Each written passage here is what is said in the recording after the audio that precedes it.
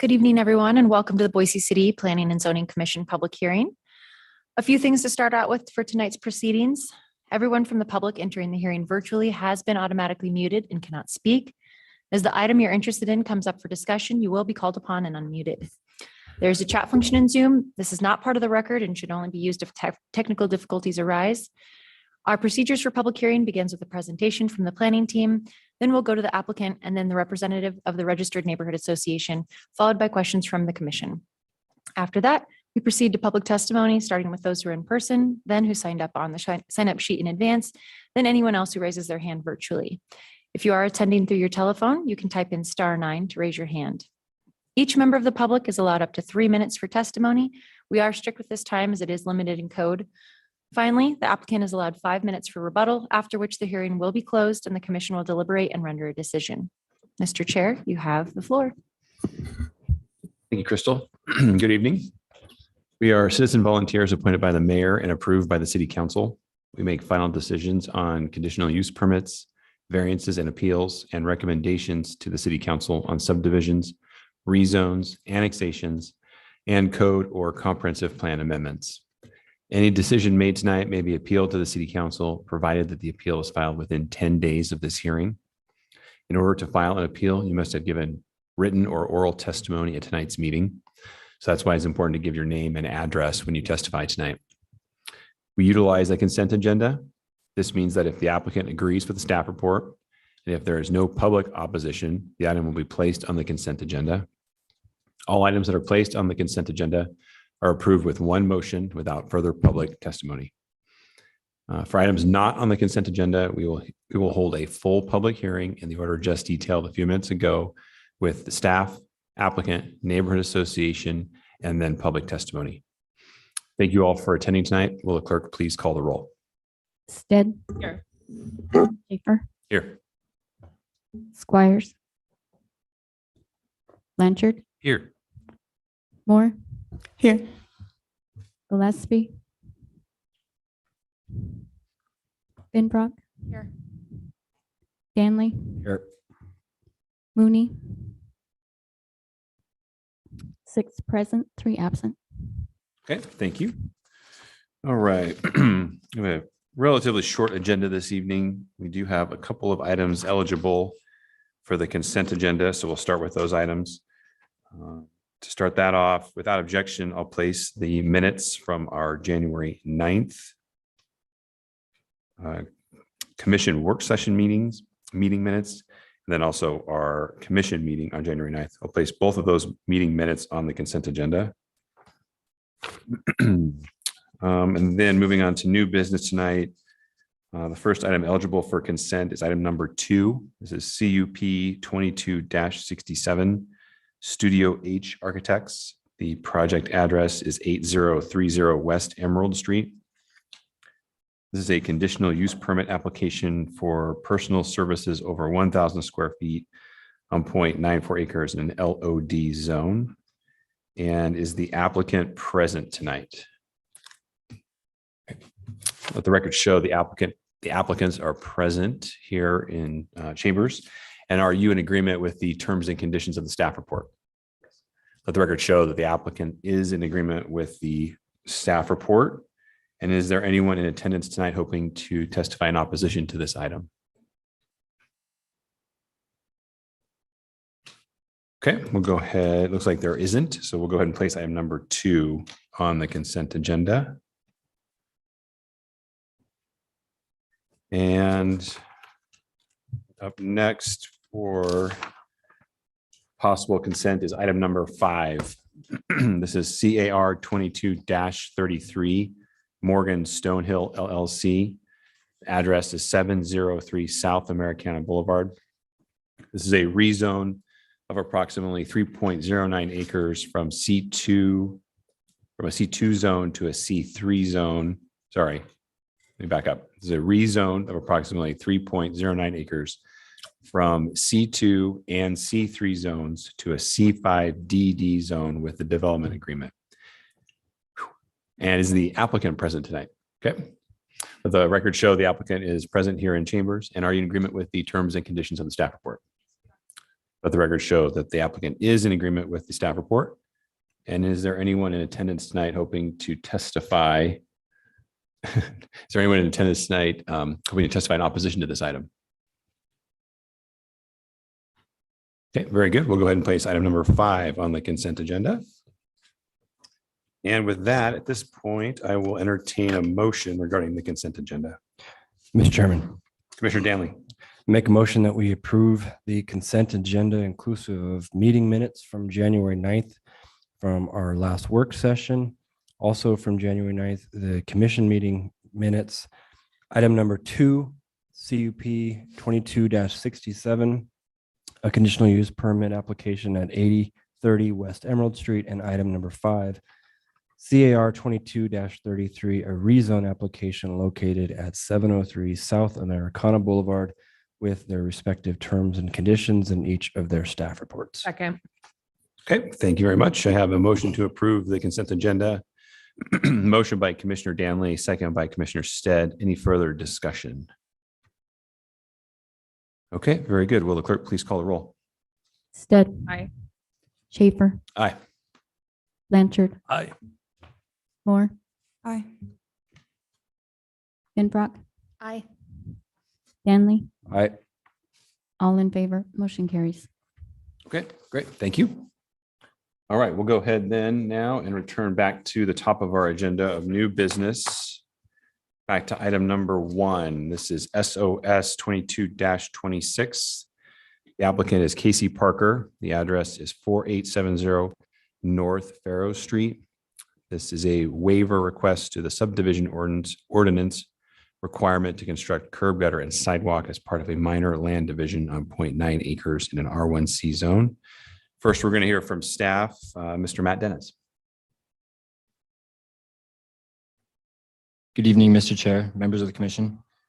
The item before you is SOS 22-26, a waiver to the subdivision ordinance to construct curb, gutter, and sidewalk as part of a minor land division.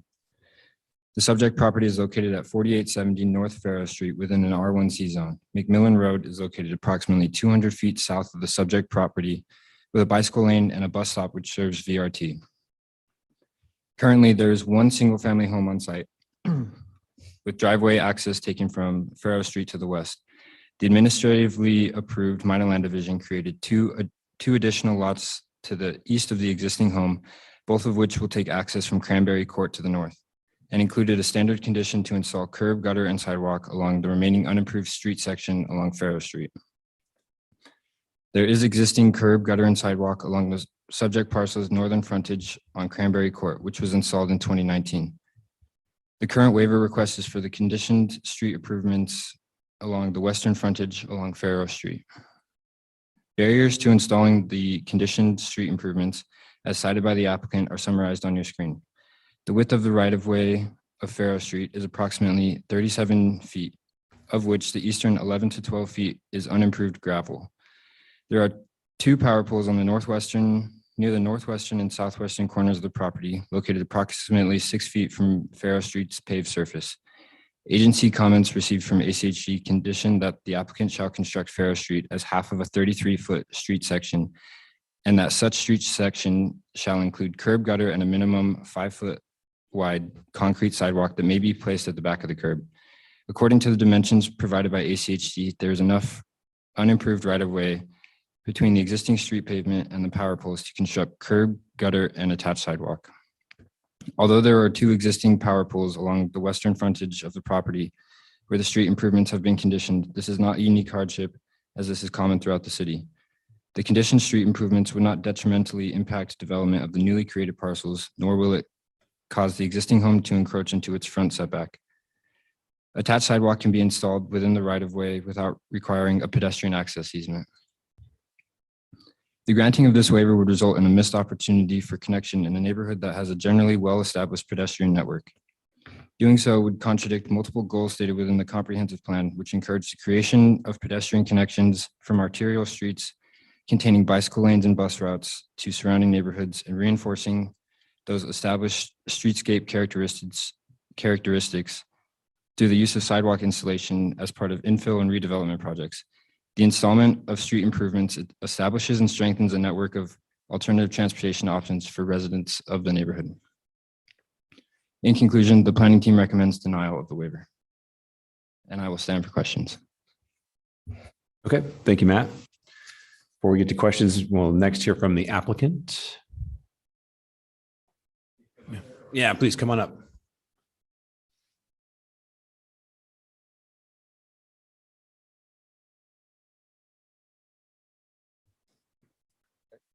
Hi there, if you guys could start with your name and address for the record, please. Yeah, Casey Parker at 4870 North Pharaoh. And I'm Jackie Parker. So we were born and raised in Boise. We purchased our home over a decade ago because we wanted more land for our children to play on. We wanted a better life for them. Fast forward 10 years, Boise has grown so much, too much for our liking. Our priority in life is still making our lives and children's lives better, which is why we decided to subdivide our property. We want a life slowed down, but in order to get the life we want, we need the money. Hence subdividing our property. Do we want to do this? No, we do not. But it's the only way that we can get the funds to better our lives. We don't have the funds for a sidewalk, nor do we want a sidewalk. We are a single family income home. We homeschool our children and we pay for that with no help from the government. We're doing what's best for our family and making the sacrifices to achieve a life more slowed down. If there was another way of getting the money, we wouldn't be trying to sell the land that we love. We've already got $4,000 into a surveyor, only to be told that this is the next step. We don't have the money to pay for a sidewalk. And I feel like our tax dollars already go towards that. So I feel like we're kind of double paying. Where was it? There is no point in selling if we can't make a decent amount of money. We've already lost prime real estate market because we had this all approved in July. Well, we didn't realize the sidewalk thing was going to happen. We had all of our ducks in a row, filled out all the paperwork, moved forward, paid the surveyor. And then we just got stopped with this. And now there's been a lot of time. We've lost out on prime market. We don't want a sidewalk in front of our yard. The road is narrow. There's also no sidewalks down the entire western side of Pharaoh Street. And there is a house, the east side, yes. Yeah, all the way down to Hickory. There is no sidewalks all the way. If you can, sorry, speaking to the mic, please. Yeah, there's no sidewalks all the way down. When we talked to Brian at the city, he said, yeah, the road is too narrow up front. What I think needs to happen is they need to, the city and ACHD, they need to make a road there to widen the road. Because if we put a sidewalk there, it's going to bottleneck the road where we have utility trucks using it, our neighbors park there. And if somebody's gonna be walking down the street, they're not gonna they're not gonna cross the road to use our one little area of sidewalks and then go back. It's dangerous. And then Vicky at ACHD said that there was a tripping hazard. She did say, obviously you guys trump. Yeah, but she did say it could be a tripping hazard, clogged gutter issues. There's fiber optics under Yeah, there. there's also fiber optics that were not explained either. And then there's a house on the corner next to the bus stop that would not have any sidewalk. So Yeah, there's a crosswalk across there. There's, sidewalks all the way down on the west side of that whole road. Same with on Cranberry. So, everything matches. If we put in a sidewalk, it's not going to match. It's just not. and obviously the property road that we're needs- trying to The road needs to subdivide, be widened. the property that we're trying to subdivide is gonna have Yeah. sidewalk, curbing, already gutter. there. It's It's in the already back of our property. The front of our property is where it's facing the road. There's no sidewalk. Anything else? Which would, match. What else was there? And then I was also talking with Matt and he was saying that there's a handful of other people with the same issue. And I'm not a developer. I'm not in it for the big money. You know what I mean?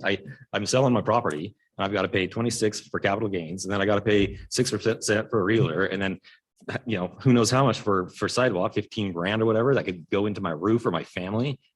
For a sidewalk that's not going to be utilized and to where a road, should be, it just doesn't make sense to us at all. I think that's it. Okay. Is that it? You guys are good? Also, yeah. Or again, he also said there was a handful of people going through the same issue. And I think, I understand that there's Idaho law but there's a gray area here. Something's not right with that. Okay. Well, we'll check in with the neighborhood association, then we may have you guys back up to answer a few questions here in just 1 minute. Okay, great. Thank you. Thank you.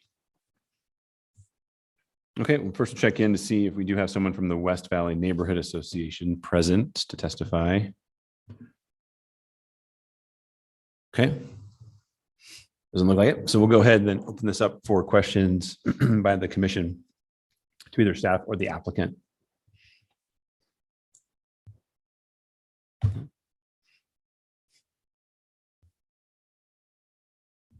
Mr. Chair, Commissioner Finbrock. so a question for the staff. So I know our subdivision ordinance requires that we construct the curb, gutter, and sidewalk on all these applications. So can you explain to us if it's a minor land division, does that still qualify for this requirement? And it's per ordinance, from my understanding? Commissioner Finfrock, that's correct. A standard condition for all minor land divisions is to construct curb, gutter, and sidewalk along that subject property, obviously. Okay, and this is the minor land division. So Mr. Chair, just a quick follow up on that. So per the ordinance, then the waiver requires a couple conditions be met. One of them being substantial hardship or inequity. And I'm just wondering if you could maybe give us an example of what substantial hardship would be or inequity. I know that I believe financial hardship, it does not qualify under this condition, but can you maybe go into some more detail about that? Commissioner Finfrock, in most cases, a unique circumstance has to do with the site characteristics or dimensions of the property that either would make it infeasible or impractical to install a condition improvement such as this. That would be things such as grading, the material of the ground, obviously, something to that nature. Mr. Chair, one more follow-up. Yeah, please. question. Okay, I think the applicant mentioned fiber optics, and I know I read in our packet that there were some other issues, and I don't know if the power poles. I think there was like a power pole issue. Is that going to be an issue if they required them to put sidewalks in? Commissioner Finfrock, in my understanding, I was not made aware of fiber optic cables being an issue towards that. I went out there for a site inspection and noted that the power poles were at least 6 feet away from that paved, improved right-of-way, Pharaoh Street. So to my understanding, I don't believe that would be an issue. However, I didn't personally see fiber optic cables, and I know that they're buried. So to the best of my knowledge, it would not be an issue. Thank you. Mr. Chairman. Commissioner Danley. Matt, I think I heard you say in the presentation that ACHD was also requiring the sidewalks. Is that what I heard you say? I think that's what you said. Commissioner Danley, the Ada County Highway District does not themselves condition curb gutter sidewalk. Their wording is basically to leave it up to the city. And then, however, their agency comments usually come with, if the city does condition curb gutter and sidewalk, then they list out those dimensions that I listed. So the ACHD does not themselves impose those conditions, but the city does as a standard condition for all minor land divisions.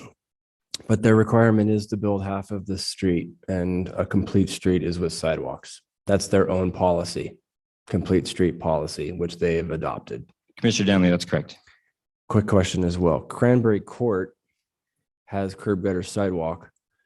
Is it fair to say that the applicant's property was improved due to the development that took place to the east of this property that was a condition of approval for that project? Because the sidewalk that is on Cranberry Court was not a requirement of these particular property owners, right? It was a requirement of the property to the east. Commissioner Danley, that's correct. All right, thank you.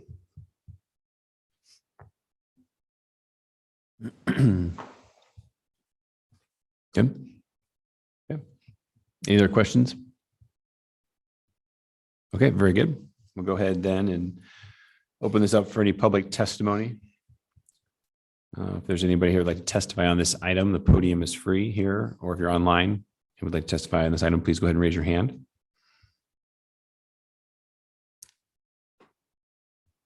Okay, no takers. right, to the applicant. So typically this part of the hearing, you have 5 minutes of rebuttal for any testimony that was presented. You're welcome to use that time if you'd like now, or you can certainly yield that time as well, since there was no other testimony on the item.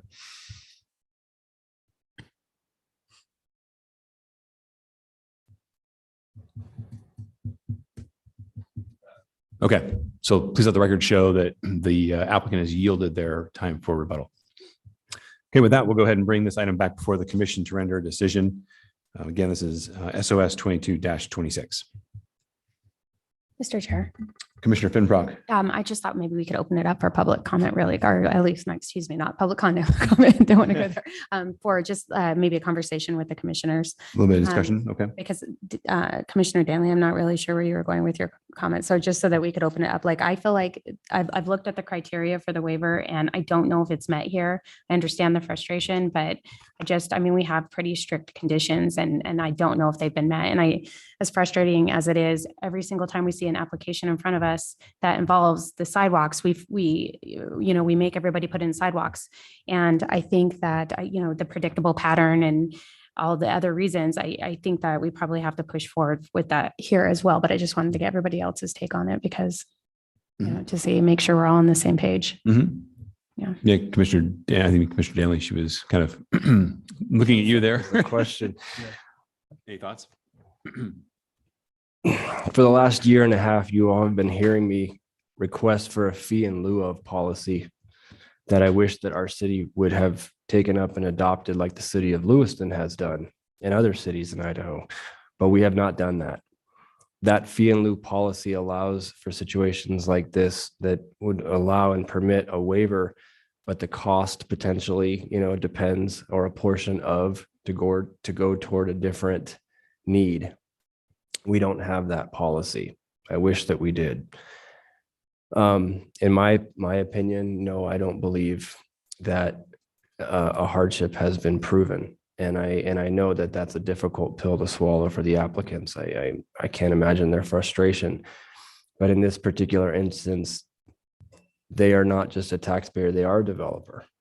And as part of a development process, we are an urban environment. Right across the street is some sort of a school. There's a bus stop on the corner, McMillan's and Arterial. We're one parcel away from getting a connection. That's how sidewalks and streets get built. ACHD is not going to go in and build this sidewalk because they don't do improvements like this on local streets. This is how it's done. And it's not a fun process at times. That's in evidence this evening, but that's how it's done. And lastly, the applicants are beneficiaries of the improvements that were made to Cranberry and their value that comes along with that, which is real and tangible. So unfortunately, I don't see a hardship that's been met. I think ACHD has been clear that it does fit within the right of way. There is no power pole in the way. It might be tight, but a tight street's a good thing for speed management. So for all of those reasons, I would actually entertain a motion and probably should make one at this point, right? Mr. Chair, Commissioner Stead. I move that we deny SOS 22-26. Second. Okay. I've got a motion to deny the appeal. Motion was by Commissioner Stead with a second by Commissioner Finfrock. Commissioner Stead, any further discussion on I think the it's been thoroughly discussed, but and I agree with what's been said. Our reason statement can be found in the staff report. As was mentioned, a financial hardship does not qualify in our code as a hardship. And by putting in sidewalks, it seems counterintuitive, but that kind of infrastructure slows traffic. So where it might feel unsafe because there's more happening on the road, that generally is better for neighborhood traffic patterns. For all those reasons and those stated, that's why I made the motion. Okay. Thank you, Commissioner Stead. Commissioner Finfrock, any other thought? Pretty much laid it out. Okay, very good. Any other comments? Okay. All right. Yeah, I agree. I think most of the logic and the reasoning behind this typical requirement is on the record here tonight with these comments. So while I sympathize with the challenges of development, I think it's pretty clear what the mandate is here, and that there is not a hardship, so I will also be supporting the motion as well. So with that, we'll go ahead and call the roll. Again, this is SOS 22-26. Motion to deny by Commissioner Stead with a second by Commissioner Finbrock. Will the clerk please call the roll? Stead, Aye. Schaefer, Aye. Squires. Blanchard, Aye. Moore, Aye. Benbrock, Aye. Stanley, Aye. all in favor, motion carries. Thank you. All right, up next is item number 3. It's PUD 22-3, Erstad Architects. The project address is 1093 South Hilton Street. It's conditional use permit to convert an existing assisted living facility into a planned residential development comprised of 77 multifamily units on 5.26 acres in an R2 zone. We're gonna hear from staff first. Jesse Lyle.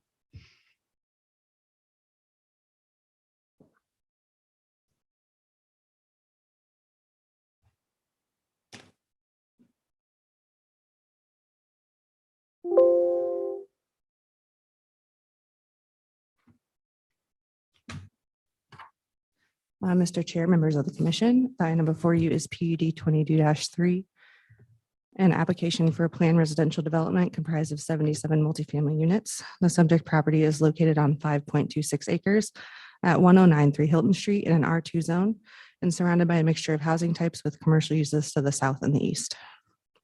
The site is currently being used as an assisted living facility, and the applicant plans to use the existing building and convert it to a multifamily development with minimal changes to the site. This item may look familiar as it was before you in April 2022. At the hearing, there was public comment concerning mixed messaging from the owners and impact on current residents. After much deliberation, the commission concluded that the applicant met the PUD criteria and as outlined in the project report. This decision was appealed to City Council, and in October of 2022, the council determined that the applicant did not properly notice residents of the facility, following the letter of the law, not the spirit. They remanded the application to the Planning and Zoning Commission with instructions to renotice and hold a new neighborhood meeting, as well as direction to provide a transition plan. The applicant held another meeting in November of 2022 with approximately 60 attendees. The site was also posted as instructed by the development code, and the city sent noticing to individual residents. Since that meeting, public comment has been received concerning the stability and vulnerability of residents, the lack of relocation assistance, especially financial assistance, some mixed messaging from ownership, and traffic increases involved with the proposal. While the applicant has provided a draft relocation plan, this does not include financial package and is dependent on current staff to assist in relocating the residents. In conclusion, the planning team recommends approval of the proposal as it meets the requirements of the development code, and I will stand for questions. Okay, thank you, Jesse. Next, we'll hear from the applicant.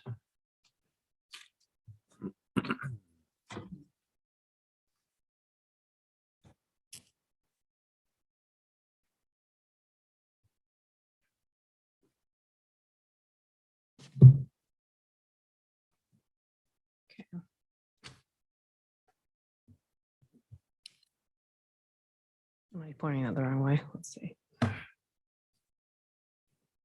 Nope. Should have gotten directions on this ahead of time. Maybe staff Got it. could, there it goes. There you go. To the arrow button. Okay.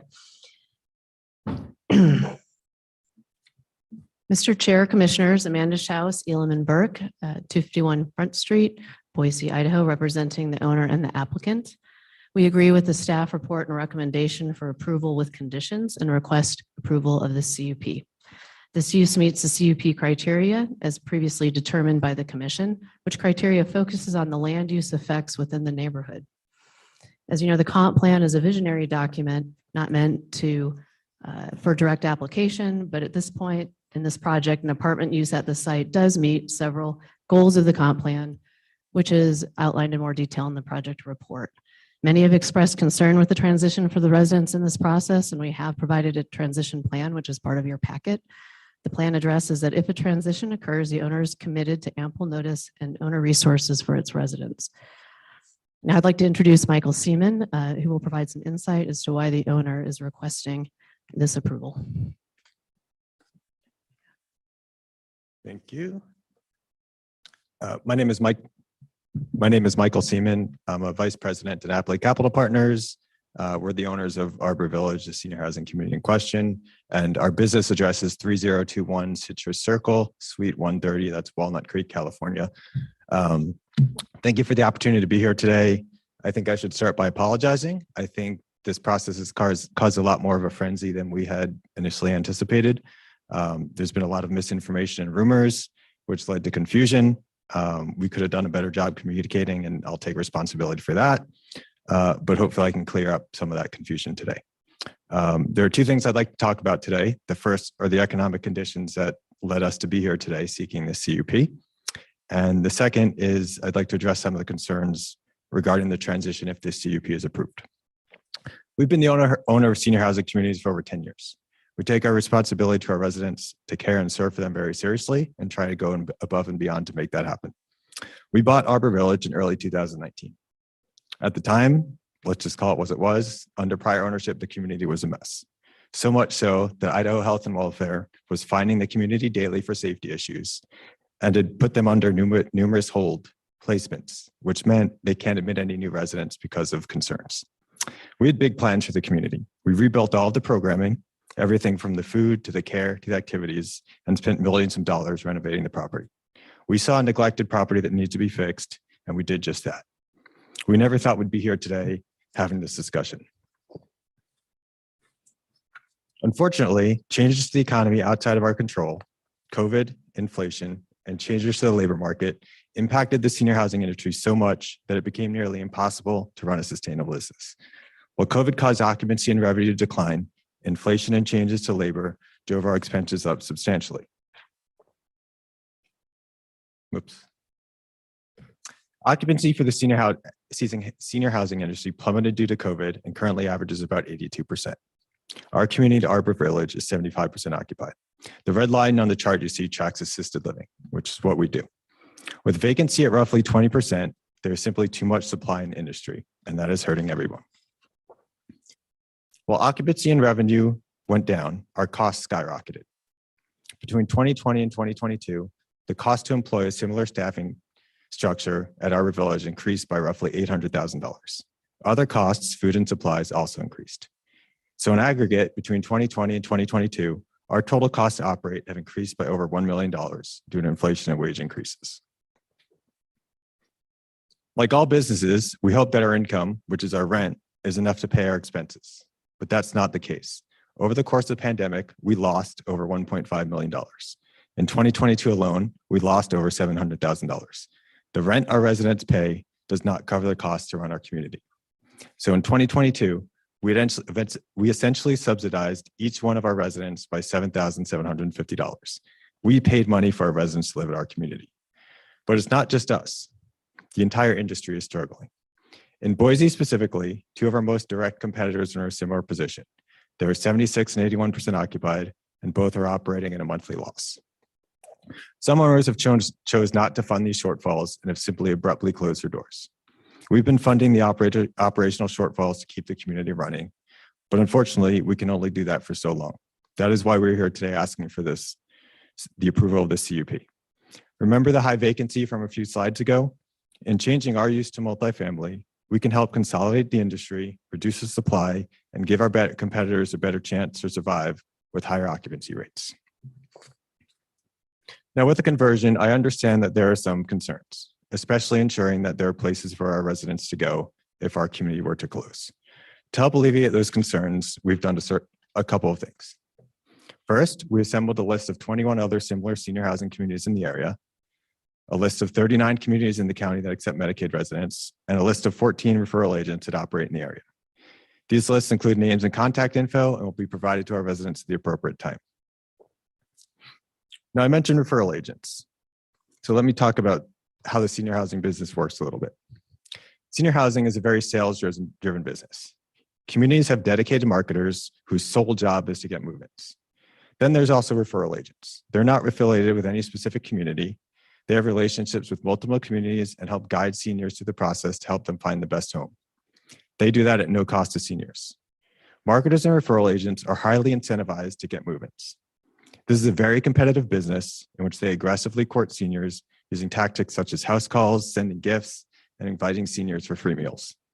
Our competitors have units to fill and will be eager to talk to and help our residents in any way possible. Keep that in mind, because I'm going to come back to that. To further confirm availability, earlier this month, we called a handful of communities and referral agents to inquire about availability. Overall, there are more than enough available units to absorb our residents if needed. Moreover, almost immediately after we made some of these inquiries, we had the same people calling our residents and families, trying to get them to switch communities. We also had people show up our community trying to do the same thing. They provided inaccurate and misleading information, such as saying our building was going to close tomorrow and that they would end up on the street if they didn't move that day.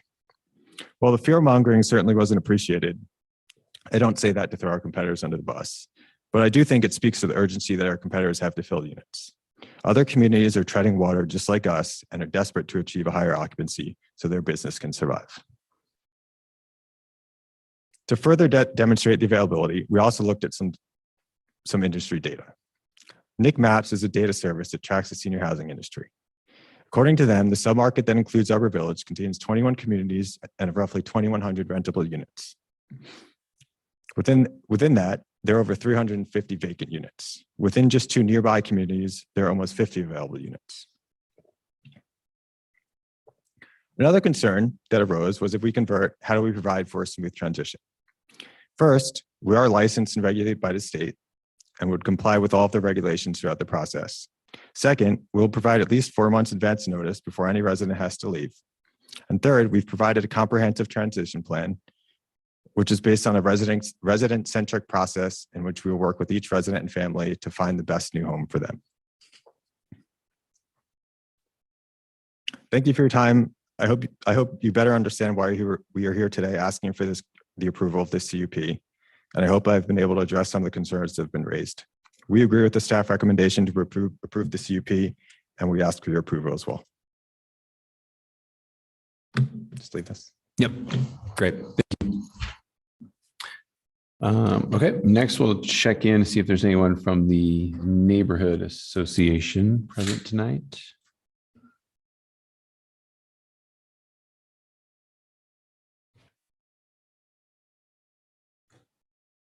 See a hand up online. Can we make Michelle Whipple, can we give her the chance to, well, is she with the Neighborhood Association? Okay. I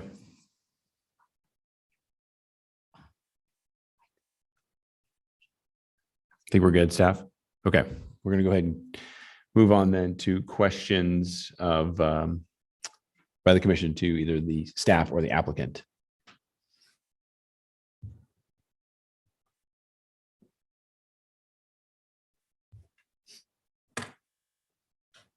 Mr. Chair, Commissioner Finfrock. I had a question for the applicant.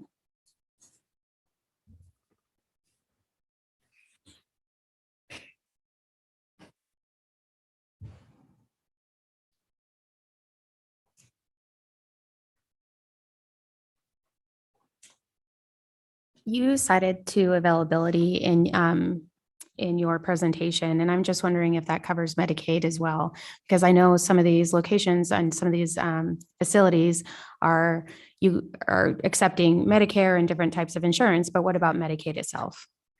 Yes, You could tip that mic up a little higher if you'd like, make it a little easier. is that better? Yeah. Thank you.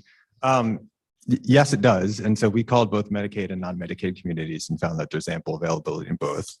To be candid, Medicaid is more challenging of a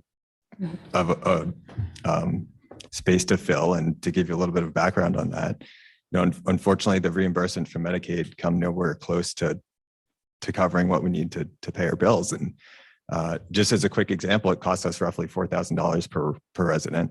Medicaid reimburses us about $725, and that's supposed to cover rent, utilities, internet, 3 meals a day, entertainment, activities, housekeeping, laundry. And then they reimburse us for care services at about a rate of $10 an hour, which costs us about $40. So it's a very unfortunate situation, but we're in a tough economic situation, and unfortunately, we're struggling to pay our bills as is. But again, to answer your original question, we've confirmed both sides of it and have found communities that are willing to take both Medicaid and what we call private pay residents. Thank you. Mr. Chair, sorry. Yeah, before you Commissioner sit Stead. down. Yeah, you Yeah. it's just- Stay put for 1 second. Don't go too far when you go sit down, Oh. because I'm sure others will. No, I have a question for you now, but I'm sure others Sorry. will too. Okay. When you were putting together your relocation package, or the relocation package, I think you referred to it as, were there any state or national programs that you used as a guidance to create that? Did you receive any input from other organizations? I know we received letters from Intermountain Faith Housing Council. I know HUD has some suggestions out there.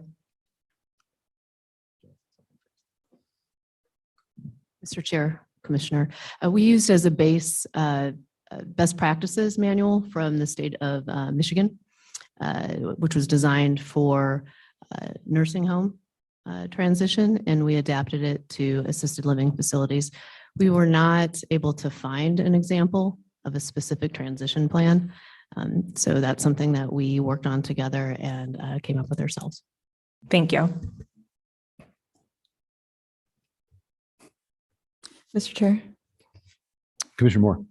I think one of the biggest questions that I have based on your presentation is the location of those other facilities in the city. I think when I'm thinking about impacts on the community and things like that, I'm wondering, a lot of people probably chose this location for its proximity to something, whether it's family or a bus stop or something like that. And just getting an understanding of where the options are located might help kind of mitigate some of my concerns about mitigating impacts to the community. So the broader stat that I provided with over 350 units is within a sub-market. So that's not all of Boise, it's just a sub-market within Boise. The competitors we called were all within a several mile radius, and there was 2 communities I mentioned that had 50 available units within them. One is within walking distance to our community, and the other one was about 4 miles away. Thank you. Mr. Chairman, Commissioner Danley. I need a question. I need you all to educate me on something. And this might be something that one of our folks who I think is going to testify here soon from Intermountain Fair Housing might also be able to shed light on. If they close their doors tomorrow, what is the rule with respect to the existing tenants and the potential for relocation? And if you all want to answer that question, by all means, but I'd like to get clarity on that, if at all possible.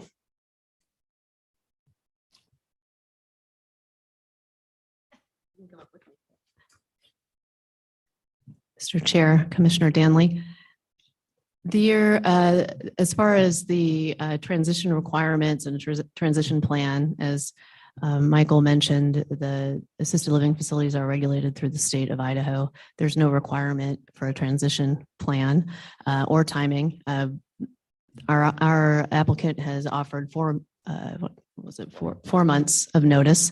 The tenants, the residents are technically tenants, and they have all signed contracts that have a 30-day notice of termination if we decided to go that route, which of course we have not.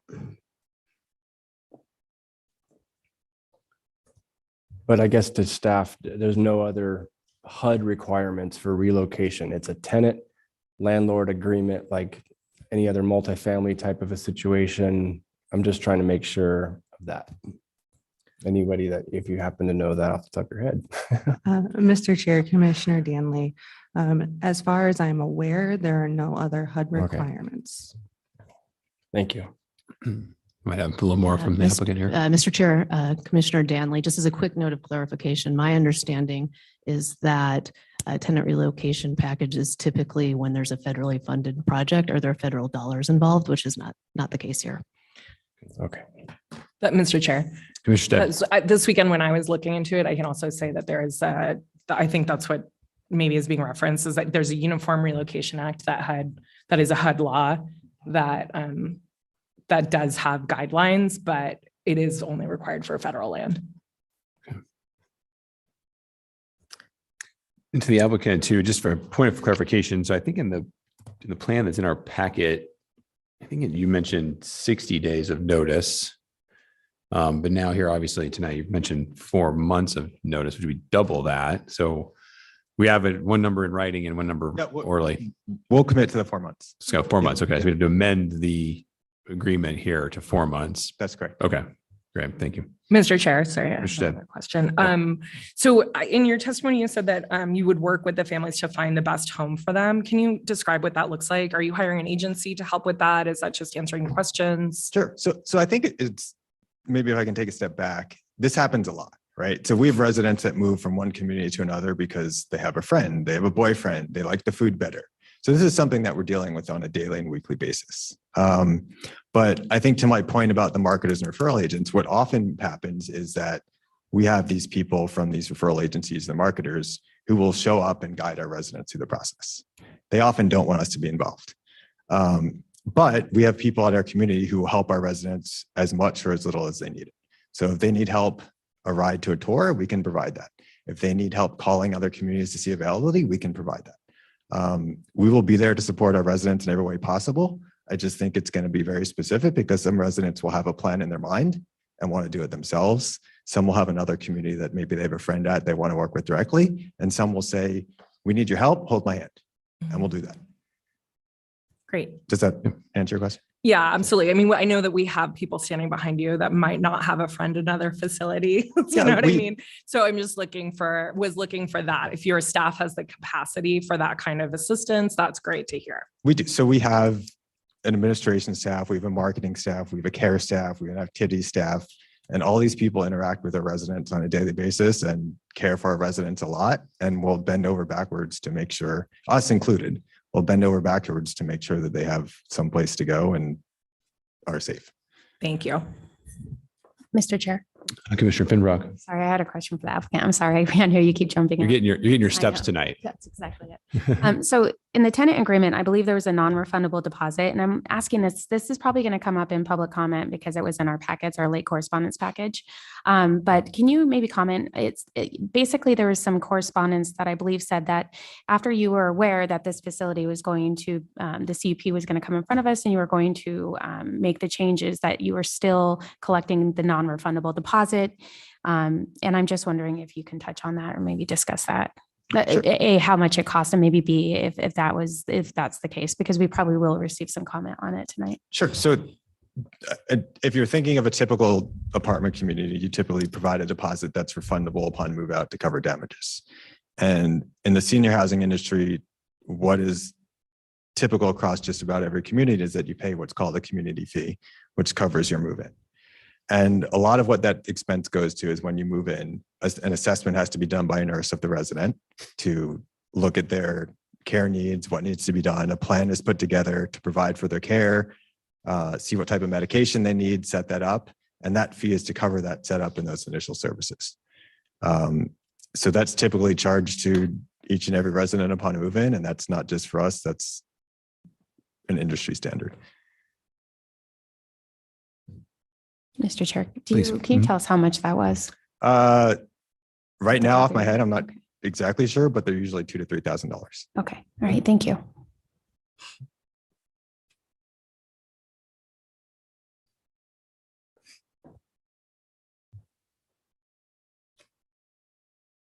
Okay, I'll follow up with a couple more questions for you, Mr. Seaman, if you don't mind. Is there any magic number, to get back to my questioning about the noticing period, is there any magic number to the 4 months there? Or is that a little bit, is there flexibility in that number to some degree, or is there some sort of a financial reason behind that number? I think we're cognizant of the financial ramifications, but we're aware our lease is 30 days notice. We provided for 2 months. We thought give residents more time. And I think just with our knowledge of the industry, We thought 4 months was more than ample time to do so, but would give us plenty of buffer. Okay, great. To my point before, we have residents often that are moving out, within a couple of weeks because they like the food or they want to move closer to family. And it's, typically that a couple of weeks, it can happen very smoothly. Very quickly. Okay, great. And I guess that's a nice segue to my next question regarding the other facilities that you surveyed about their availability. From a financial perspective, are their rents comparable to yours, or do you have any knowledge of that? What's the span that we're looking at as far as these other facilities compared to yours from a cost perspective? The two that I mentioned that have substantial availability nearby are very close. And we have access to their rates. As with anything, there's the high end, the low end, and the middle. I would say our community is probably in the middle range. So residents would have the option to go up, down, or stay the same. But I think given the availability that's out there, most residents will have choices to pick where on the spectrum they would like to end up. Okay. Great. Thanks. Mr. Chair, Mr. I Stepp. have another question. So I was here for the last hearing, and I remember hearing often about how, from the families about how I think they had to pay out of pocket for the first 6 months, and then insurance kicks in after that. Are you familiar with that? And how does that transfer in this transition? So what I think you're referring to is a pay down for Medicaid. Yeah, maybe. I'm not sure. I just Okay. remember hearing that over and over. So- The first 6 months was out of pocket. Yeah. So I mentioned the term private pay before, which is basically when someone pays out of pocket to live in our community. And that can be them, their family, or something else. A Medicaid resident is fully reimbursed by Medicaid. And then there are some people that have some money, and to qualify for Medicaid, you have to fall under a certain financial threshold. So as they spend down their funds, they can later qualify for Medicaid. So sometimes we have residents that move in, pay for the room themselves, and at a certain point of time, run out of funds and are converted to Medicaid. So I think that's what you're referring to. So assuming that they are moving to a new facility, they'd have to start that process again. Is that correct? So each community basically decides how they want to treat it. And I think to the questions before about Medicaid availability, there's certain fewer Medicaid facilities or communities out there. And that's why some will accept only private pay residents, some will accept a mix, some will only accept Medicaid if you walk in and spend 6 months worth of your own money and spend it down. It's an individual decision for each community to make. Thank you.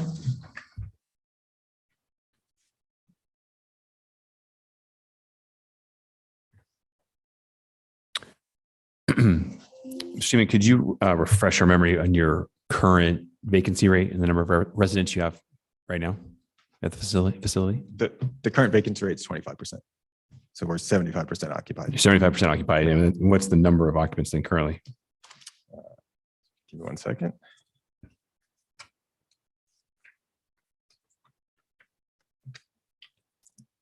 So I believe we have 92 residents. Okay.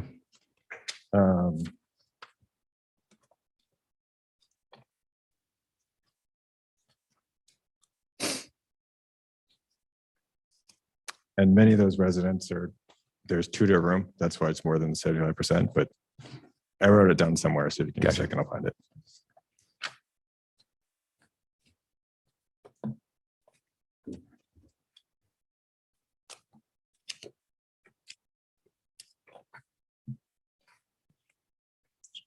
Yeah. So it's 92 residents, 86 occupied apartments. Okay.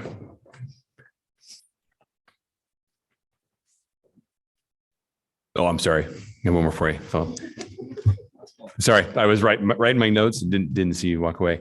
So then at your last go around neighborhood meeting, I believe 56 residents attended from our records here. Those names were redacted from our packet.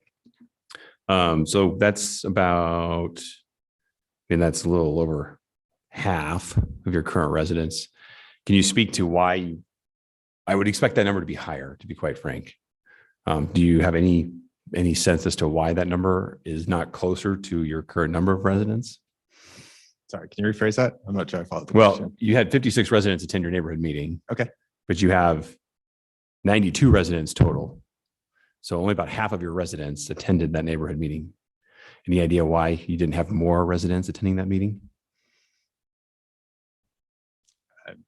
I couldn't speak for those residents, but I think that we do. We've tried to increase our communication and explain to our residents what's been going on and hopefully answer their questions. And one thing our residents certainly are not is shy. And I think the moment they have an issue, they storm into our offices and start asking questions. And perhaps they felt like their issues were addressed, but I don't really have an answer for you. Okay. Okay.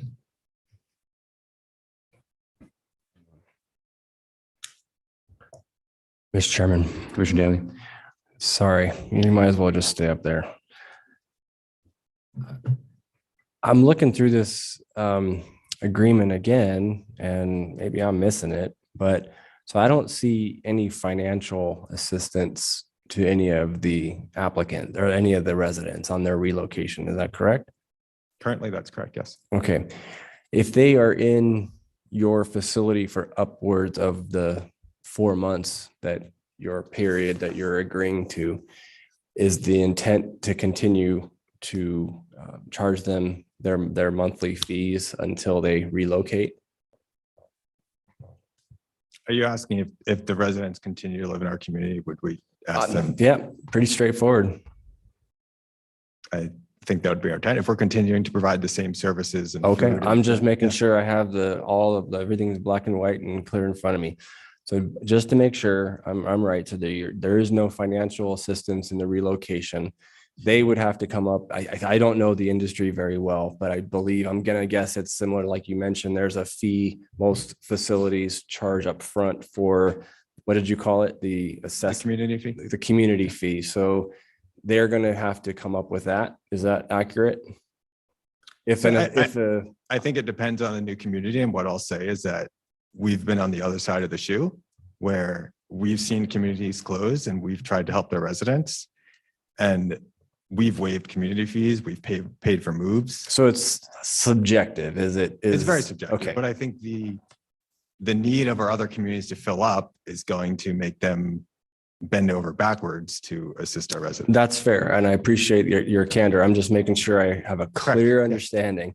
So typically then also, I don't think it's like first and last kind of a thing. It's right. It's a very different situation, but you have that fee up front, maybe some other potential fee, and then we hit the ground running and off we go every month. We're paying our fee. So, okay, I think that answers my question. I'm just talking out loud more than anything. So thank you. Sure.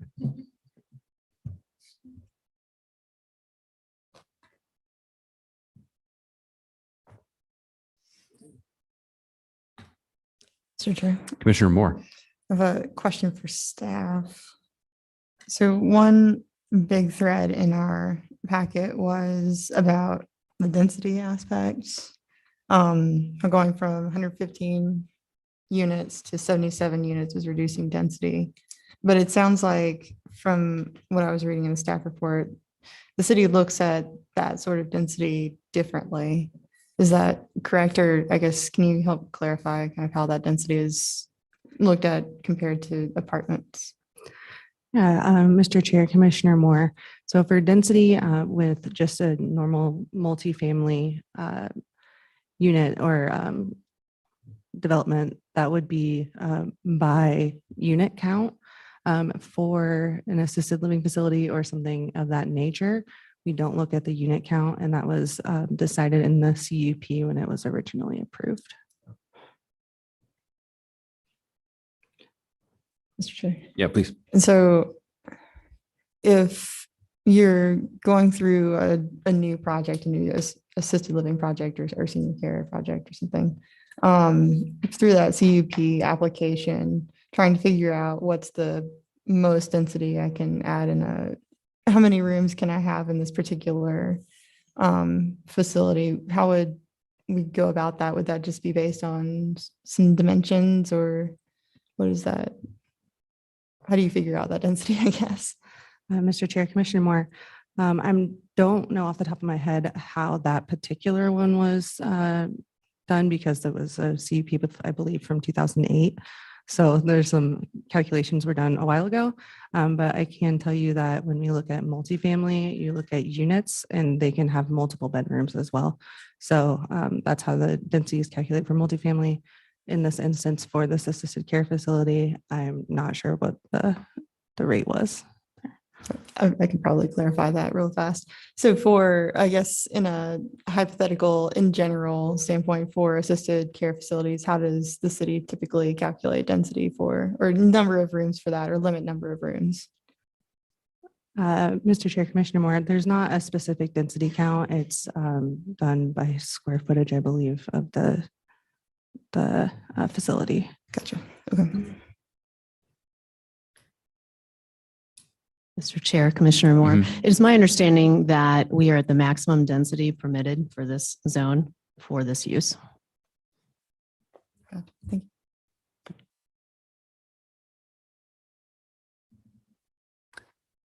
Sorry, I had follow-up for staff as well. Jesse, sorry, you're getting up and down now.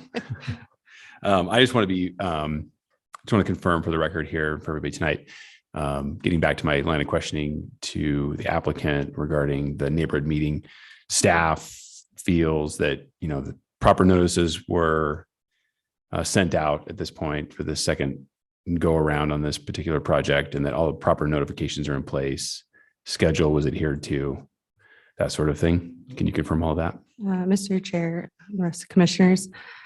So at this point, the noticing was done in a very different way than our code requirement based on the unique situation of this facility. So the applicant got a list of the room numbers and was able to deliver neighborhood meeting notifications to those residents in those rooms. And then the city also notified based on the room number and had all of those delivered. And then the site was posted as well. It's noticing in the newspaper. Okay, great. Thank you. Okay, any other questions? Okay, great. Thanks. Okay, we'll go ahead then. Now we'll move to public testimony on this item. Had a fair number of folks sign up ahead of time here. If you're in person, and we'll take testimony here at the podium. When you come on up, please start with your name and address for the record. Everyone will have 3 minutes to testify. We're going to keep that time right at 3 minutes. There's a clock. They'll be up on the screen here for you. Once we get through the folks that are in person, we'll move to anybody. Okay, sure thing. That's a good call. We'll go ahead and take a 5-minute break, and then we'll be back for public testimony, and I'll give you all the instructions one more time at that point. Thanks. Okay, we'll go ahead and open this back up. Welcome back, everybody. We'll go ahead and move into public testimony on this item. Again, if you're here in person, we'll have everybody come to the podium here. Again, please start with your name and address when you begin your testimony. Everybody gets 3 minutes to testify. We're going to hold you right to that 3 minutes tonight because I have a feeling we'll have a few folks testifying. There'll be a clock up on this screen for you to track your time. Once we get through the folks that are in person, we'll go ahead and move to the folks that are online. And we'll run through folks that raise their hands online at that time. So with that, I do have a number of folks that signed up. I can read through this list to start us off. Annie Baird, Leon Scott, and Tracy Snyder were the first 3 that signed in. If you folks want to come up and queue up here at the podium, we'll go ahead and get started with the public testimony.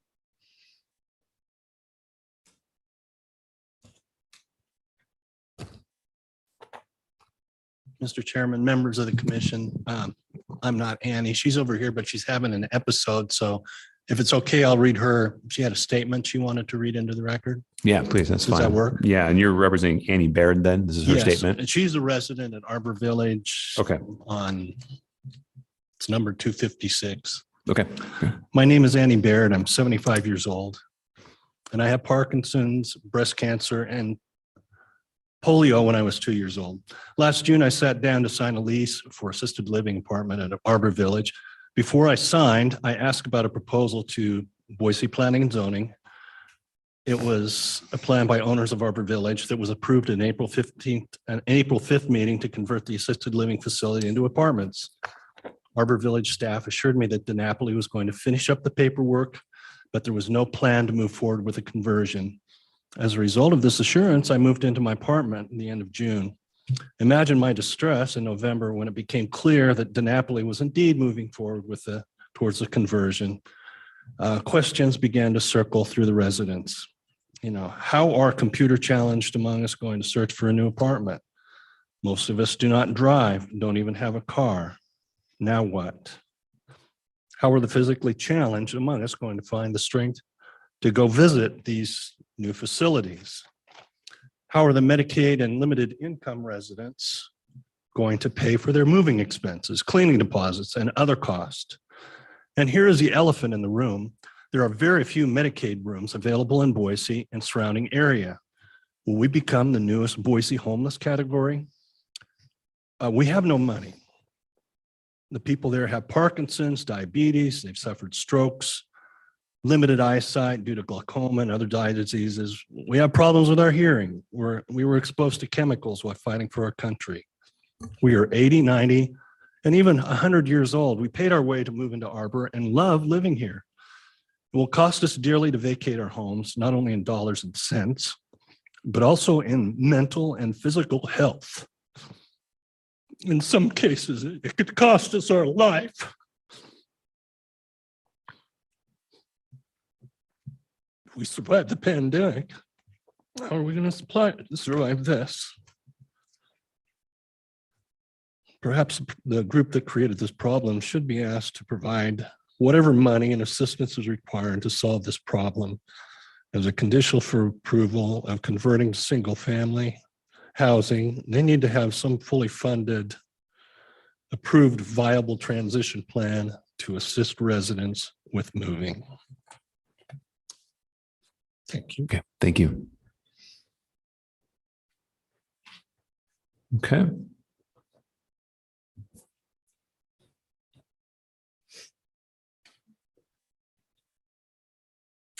Well, I was going to be calm, but he kind of. Yeah. So Tracy Snyder, 4470 North Linda Vista Lane, Boise. So my mother lives at Arbor Village, and her too moved in almost a year ago. And here's the paperwork that stated that they were not moving forward with anything. And that is why we moved in there. I've worked in the medical community here for over 30 years. And so I know a lot about what happens in this area. And so I need to help you people understand what type of facilities these people are going to. The facility that my mom was at before this, their van, which was unbeknownst to me, my mother did not tell me, was being driven the residents around without any registration. That went on for a year. Is that a good facility to go to or safe for my mother? No. And then they lied to the residents for another year, stating that the van was broke. It wasn't. They just didn't get it registered.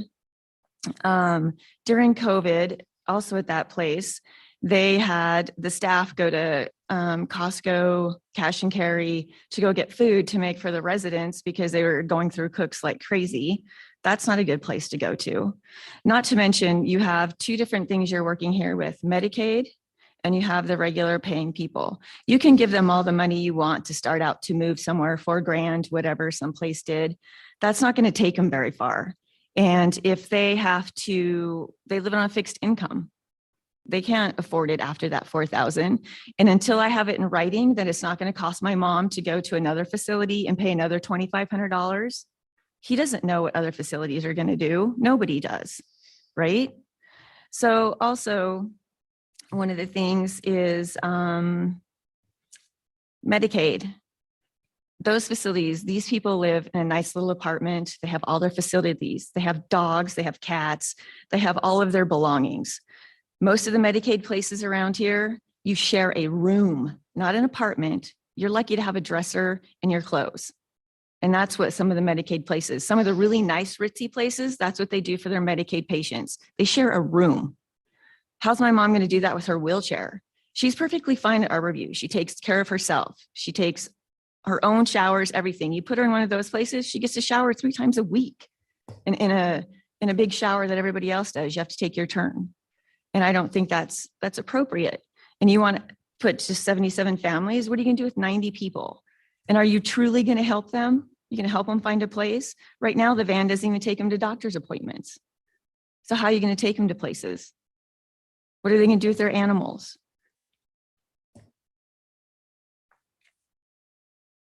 And all of this is just because they can't afford it. Can they or can't they, is my question. Mhm. Today, I left there to come here and I took my mom dinner. My brother was in town. Time. I come walking out and everybody was in there talking. Ms. Snyder, I'm I'm sorry, sorry, that's your yeah. 3 minutes. Yeah. Okay, thank you. Okay, other folks that signed up, Leon Scott, Kristen Pooley, Dan Hutchinson.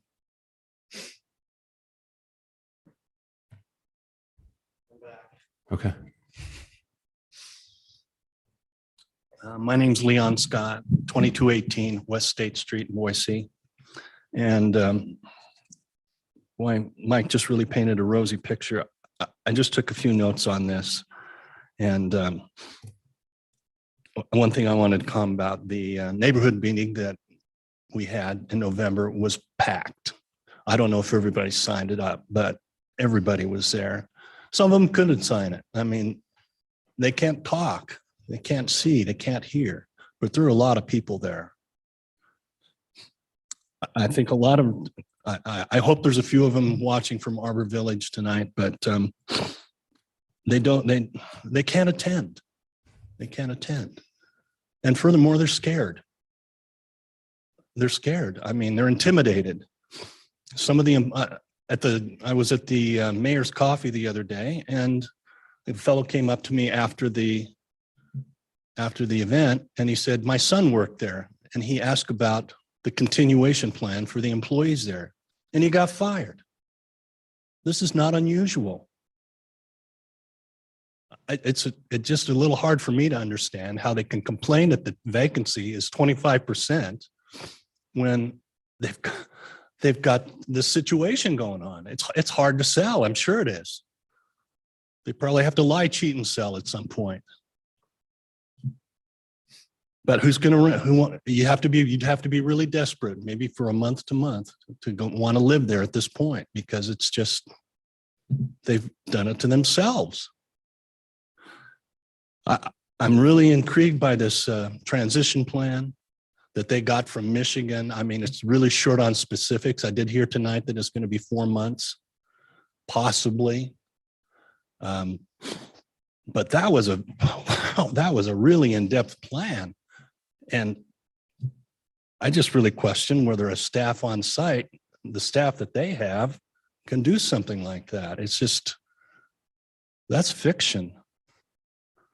And if they don't follow through on a transition plan, which at this point is just shoveling them off to folks that are, the two categories he called, I don't see how that's helpful for a lot of the people there. It just won't work. So I guess that's all I have to say. Thank you. Okay, thank you.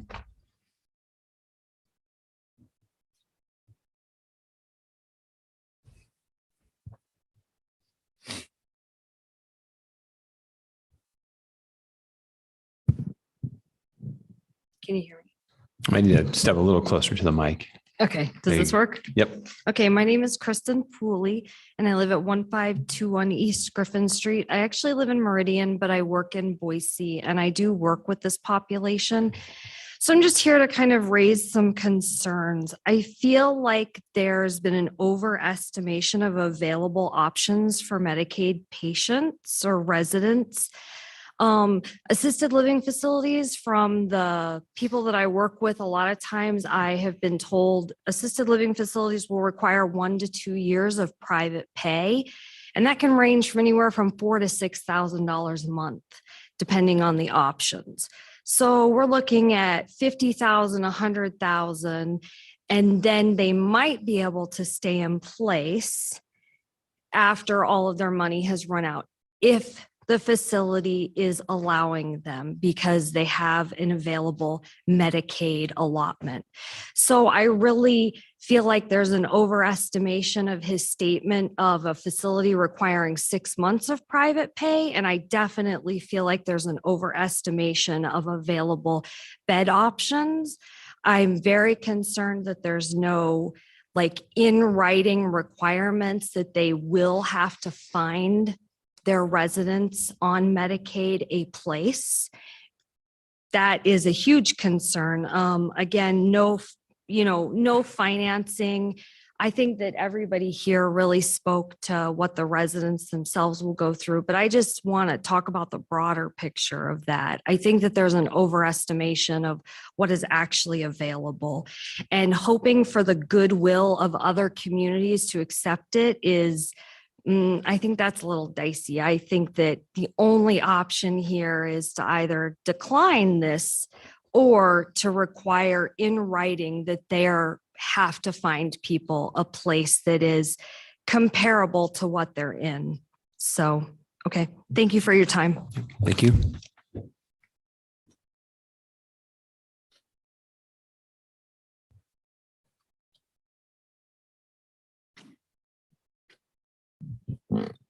Mr. Chairman, commissioners, and public, my name is Daniel Hutchison, live at 102 North Jantoni here in Boise. Going to modify what I intended to say a little bit by what I've heard tonight. The bulk of what I heard from this developer was a financial concern, but we heard just a few minutes ago that financial concerns are not an issue in which variations or changes in the zoning codes should be made. Yet, but when we look at the Boise planning documents, they say that compassion for the elderly, for the disabled, in the disfranchised, in the lower economic brackets is one of the major goals of the city of Boise. So displacing the most vulnerable people in the community from their home at a very delicate, vulnerable time of their life is very inappropriate and creates a real hazard. I don't know how many people in the room, I imagine most of them have had to deal with either placing themselves or an elderly relative into a care facility. And there's no aspect in life that is more stressful, both physically and mentally, to not only the person that has to move out of their long-term home into a care facility, but also on the family members and those responsible for care. There's a lot of disillusionment, stress. As a combat veteran, I found placing my mother in a care facility was far more stressful than hardcore combat in Vietnam. And so I think we need to make sure that we consider those type of considerations in changing and allowing for care facilities for this vulnerable population to be converted into regular apartment complexes. So thank you for your time. Okay, thank you. And one other person signed up, Lori. I apologize, I can't quite read the last name here.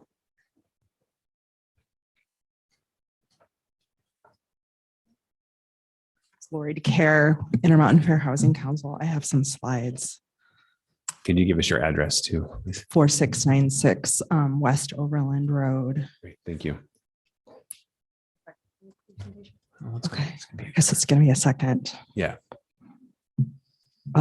Suite 140. Actually, while we're doing this, can I had a prepared statement and then I kind of wanted to address Chris' questions about whether HUD required anything, and can I tack that on? You can certainly do that. We're in public testimony though, so you have to do it in 3 minutes. And we can't ask you any questions at this point. So.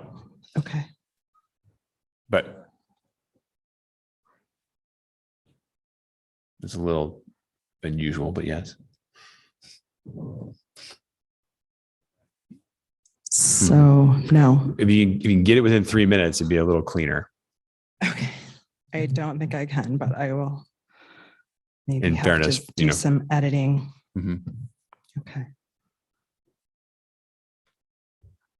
I'm Lori from Intermountain Fair Housing Council. We're a nonprofit whose mission is to ensure open and inclusive housing for all persons without regard to race, color, sex, religion, national origin, familial status, sexual orientation, gender identity, source of income, or disability. Most people are familiar with the Fair Housing Act's application to housing providers. However, the Fair Housing Act also applies to land use decisions. IFHC is in opposition to converting Arbor Village Assisted Living Facility into market rate apartments because it will harm our community in numerous ways. Not only does it have the potential for displacement and mass eviction of 100 or so vulnerable seniors, many with disabilities, a federally protected class, but also represent the net decrease of 33% of units in a much needed category, long-term care, from our city's housing inventory.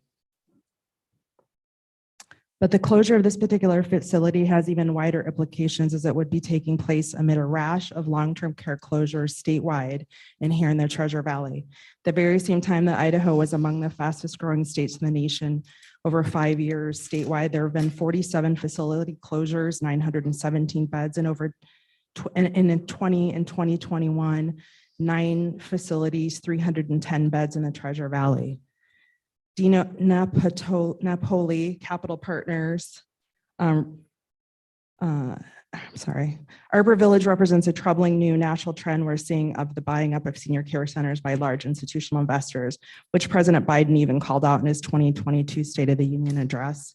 Too often, the private equity model has put profits before people, particularly a dangerous model when it comes to the health and safety of vulnerable seniors and people with disabilities. It's unfortunate that as investors continue to target Boise's existing naturally occurring affordable housing, that they are now coming for our long-term care facilities, the last refuge of the most vulnerable among us, seniors and people with physical and mental disabilities. Displacement of this population burdens our community with the cost of being destabilized and unhoused, more health and safety calls to emergency responders, and hospitalizations that result in people moving from lower cost integrated community-based housing to shelters or more restrictive environments when they could otherwise live integrated in community at both lower societal and personal costs.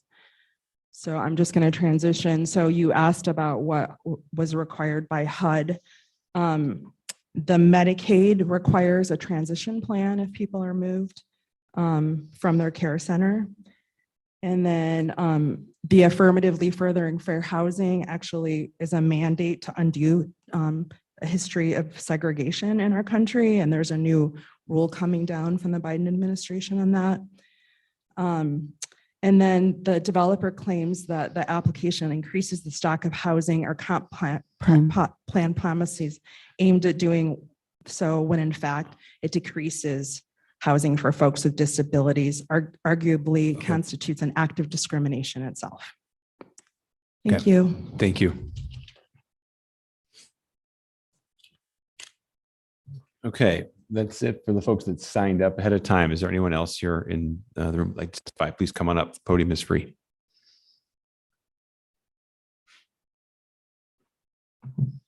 Thank you. I'm a little bit nervous. I'm not very good at this. Pamela Van Dyke, 5607 West Edson in Boise. I'm against the conversion because of the amount of existing apartment buildings that are surrounding the quadrants of my property, increase of noise and traffic going through, using my street as a through street. Currently, the grounds existing at Arbor Village are quiet and peaceful. And also multifamily, if it gets transitioned, is no longer just 4 or 5 people. I have renters that have lived next to me in the last 10 years. Anyway, a high transition of people renting on both sides of me. And it's 3 generations of families in the house, and the house is only 1,000 square feet. I found out about this walking my dog through Arbor Village, and the sign for the conversion was facing north and south, and it was on Philippi, and I cross Philippi, and in a car, I would have never seen that sign advertising the conversion. So then I found out about the the Boise city meeting in October, and I did that on Zoom. And then what came out of that meeting, I understood, was that the advertisement wasn't proper for notifying people. And it turns out that the article that was in the paper said, after the city meeting, said that it made it seem like it was mostly for the residents. So they notified the residents, that was their intention, but I thought it was to notify the people that lived in the neighborhood. I have so much to say and I don't know how to say it. On November 29th at the meeting at Arbor Village, it was obvious at the meeting, of which the majority were the residents, that there was no plan of where those people would be able to go. And they just, some of them had already, they were advised by management, because I asked several people as I walked my dog through there for the month, like October to November. I would ask some people, you know, do you live here and where are you going to go if they move? Oh, we were told not to worry. The management says that it's not going to happen. And so up until this meeting on November 29th, they really didn't think that this was going to take place. And then all of a sudden they were notified that were going to have like 4 months to transition. And I'm concerned more so for the people that live there than I am for what's going to happen to my neighborhood. But there's a lot of apartments in the quadrants in my neighborhood. Thank you for your time. Thank you. Okay. Anyone else like to testify? Yeah, please come on up.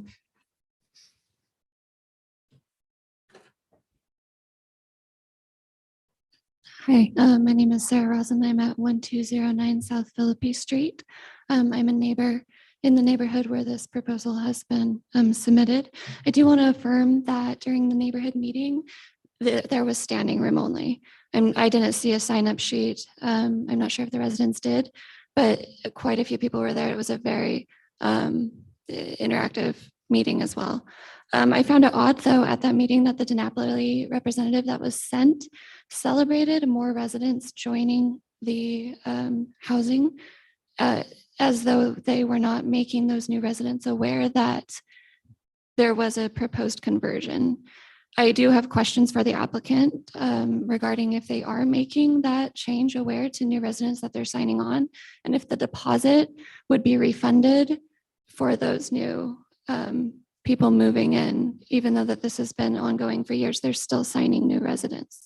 I feel like that's potentially fraudulent, and that there may be some sort of like legal recourse there for those people who are signing on. Additionally, one sec.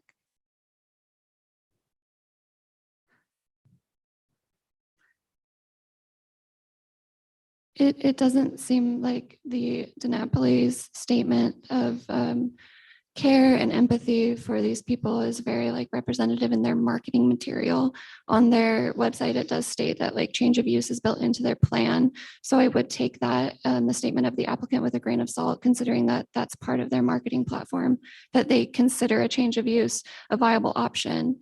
It doesn't really speak to the vulnerable state of the residents. And I don't think enough has been said about the fact that housing that accepts Medicaid is not as abundant as the applicant has inferred. My mom, who's here in the audience, is a licensed social worker who oftentimes deals with this, trying to find Medicaid, housing that accepts Medicaid. And it's not like you just go find it. That's a misrepresentation of that. I think additionally, more should be said about the stress and turmoil that comes from a relocation for people, vulnerable residents such as the elderly. The plan to relocate these people doesn't take into account any of that. I think that really has to be included in this if the city is going to allow this to happen. It's not acceptable to treat anyone like that, especially people with vulnerabilities. And that's all. Okay, thank you.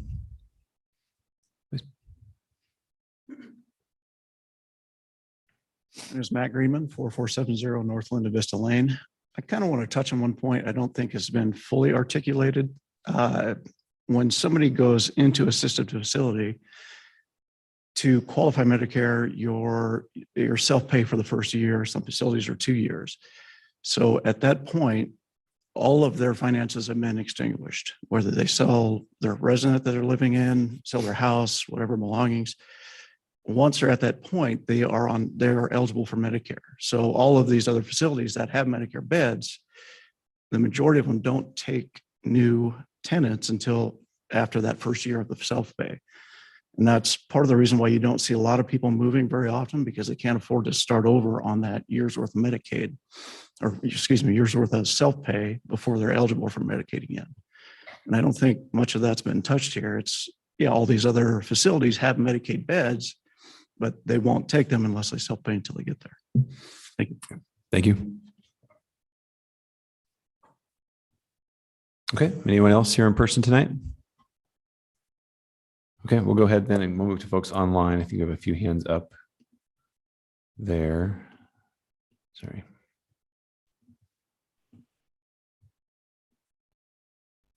Mr. Chair, Ms. Whipple should be able to speak now. Okay, great. Thanks, Crystal. Ms. Whipple, if you can hear us, can you hear us? Yes. Yes, I can. Are you able to hear me? We are, yeah. If you can start with your name and address, please. You'll have 3 minutes to testify. My name is Michelle Whipple. I live at 1907 Gold Dust Road in Cascade, Idaho.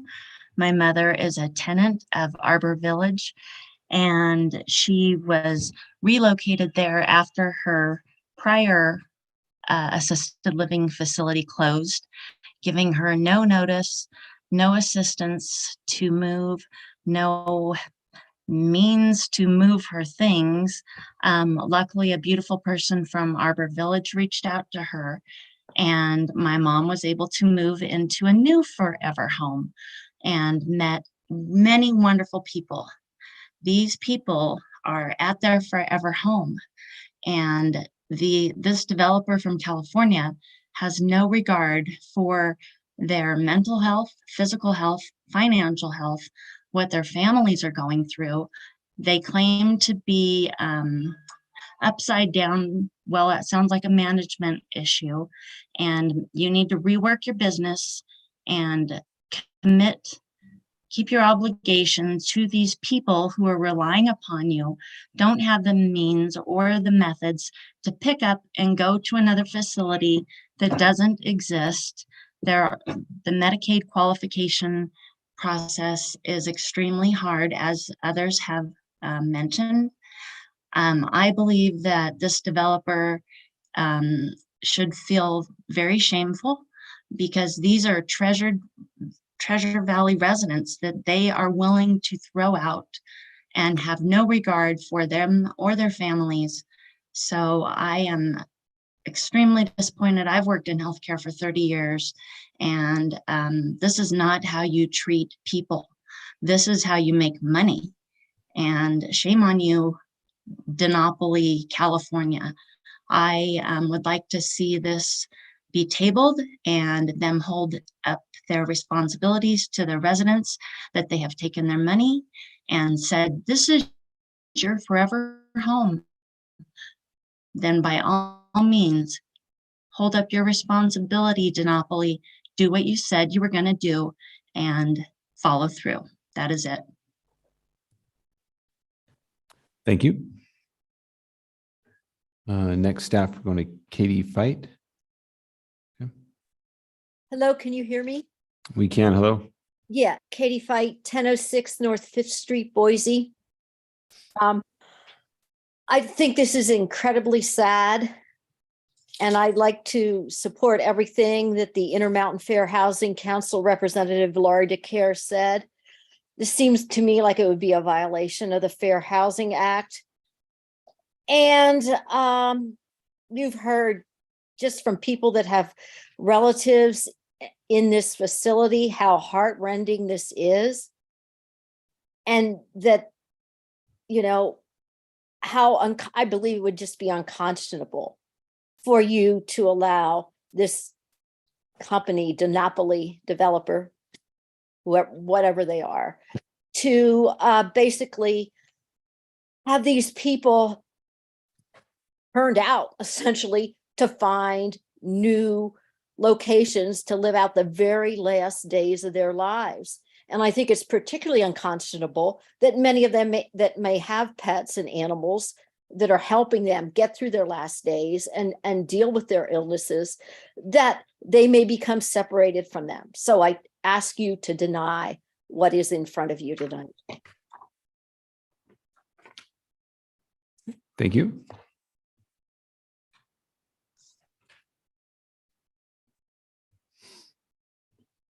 Up next, Richard Llewellyn. Can you hear me? We can. Hello. Great, thank you. Richard Llewellyn, 9170 Hill Road. The decision to approve this application is an error, specifically because it clearly contradicts the relevant policies of the comprehensive plan that address housing and thus does not meet the PUD criteria in code. For example, NAC 9.3, housing programs encourage and support housing programs financed by other levels of government for low and moderate income and senior citizens. Certainly, it contradicts that. How can we encourage such programs if we take away their housing? NAC 9.4, accessible units, encourage development of residential units that are accessible to persons with disabilities. Most of these people are, if I would believe, if you would count them. We heard from the applicant that the comp plan doesn't really apply. That's just not true. It's one of the criteria for a PUD. There are currently 115 housing units at the application site, and the applicant wishes to demolish those and build 77. Arithmetic shows this result in a negative 38 units. This contradicts all comprehensive plan policies regarding housing. Of course, everyone can make this basic subtraction, so why has the city claimed this will bring needed housing to Boise? We heard that these rooms for the elderly were counted differently. That makes little sense and sounds discriminatory. I believe the error in arithmetic is because we have entirely written off the people that live here. This, in economic terms, is part of the use value, the value that we as residents obtain from using our city and housing as they exist today. On the other hand, what economists call the exchange value, that value developers can obtain by buying and selling and changing the current uses, is the only value that has entered into this simple sum. That's a real problem because it results in this kind of basic logic error in which a negative value is treated as positive. Any objective analysis would refute this. And here, the problem is much worse than a simple mathematical error, because in the forgotten use value column is the most critical housing segment that we all know are needed today, housing for our senior citizens. To put it a little more clearly, we're talking about the homes and community of the most vulnerable residents of our city. Due to this error, the PUD does not meet the specific criteria in code, as it clearly contradicts the relevant policies of the comprehensive plan. Please reject this PUD. Thank you. Thank you. Up next, Greg Anderson. Good evening. Hello. Hi, my name is Greg Anderson. I live at 2549 East Satterfield in Meridian. And some of my thoughts were already addressed, so I'll kind of try and edit it as possible, but I want to kind of stick to my script as I can. For almost a year, my wife, Corey, and I have performed musical entertainment at Arbor Village once a month, but more importantly, as Anderson Ministries, we conduct church services there twice each month. As is usually the case at church services, we speak with those in the congregation, in this case, the residents there at Arbor Village, before and after the service and pray with them about issues in their lives. For several months, one of the most frequent prayer requests has been regarding the future of their home there. For these residents, Arbor Village is not just a building, it is their community. For them, the other residents, and even the staff, are neighbors and family, not just other people who occupy and work in the building. There's a saying on the wall there that reads something to the effect of, remember, the residents don't live where we work in their home. Corey and I have seen firsthand how the staff, the day-to-day staff at Arbor Village truly do know the residents, their situations and their struggles, and how they exhibit great care for them and their situations and struggles. While certainly a part of the equation, that issue here tonight is not just a decision about the future use of this property. It is a decision that will impact the lives of dozens of elderly people, many of whom have limited options for living arrangements. These beautiful people have lived productive lives for years, contributing to society in general and specifically to the cities in which they have lived, including Boise. Rezoning this property will require them to leave their home and their family. However, before they can even do that, they must find another residence beside the one that they thought would be their forever home at Arbor Village. For the elderly, and particularly for those in an assisted living situation, this search is not as simple as using the internet search tool. They have specific needs that must be met beyond just shelter. Granted, there are other senior communities in the area, as was shared by Mr. Seaman, but this is their home. Adding to that, the transportation issues that have been discussed make this quest for a new home even more challenging. While I appreciate the owner's circumstances, I believe a larger issue is at stake. As a society, we must decide whether decisions will be driven primarily or even solely by financial factors, or if we will take a stand to protect the most vulnerable in our society, including the elderly. Strongly encourage you to do the latter in this case and consider voting against the proposed project in its current form. I'll be praying for you as you weigh the facts. Thank you. Okay, thank you. Okay, looks like there was no more hands up online. We'll do one more call while we got some folks here in person. If there's anybody else here in person that would like to testify, this is your opportunity. Okay, great. At this point, I know there's a couple of commission members that have a few follow-up questions for some of the folks that testified tonight. So unless there's an objection from my fellow members of the commission, I'm going to invoke unanimous consent and open this up for a few follow-up questions by those of us up here at the dais. Okay. All right. I believe with that, Mr. Danley had a few questions. Is that right? Mr. Chairman, if I can call up Ms. DeCare. It is unusual that we ask members of the general public questions. However, given your position and obviously being an industry expert on this and having the authority in housing within the region, I think it's important that your voice is heard with additional questions. So my question is specifically, in the letter that you wrote that we received in a late correspondence, you identified 7 particular bullet points that you felt, you being your organization, not just you, that the tenant assistant package covenant include. Mhm. We also received the proposed tenant assistant package from the applicant. First of all, did you have a chance to see that? I looked for it in the staff packet before the meeting, but I never did So find you've it. not seen that packet at all? I saw Okay. the packet, but not their suggestions. Yeah. Okay, then that makes my questions difficult to ask. Because in order for, your bullet points in your letter to be satisfied, obviously you'll have had to been familiar with their proposal, which you're not going to be in a matter of seconds. I guess there is one note that you heard this evening so that you are familiar, and it is also a note in the very first bullet, which your organization requested a condition be that an extension of 90 to 120 day notice be provided. You heard the applicant agree publicly on record to the 120 day number.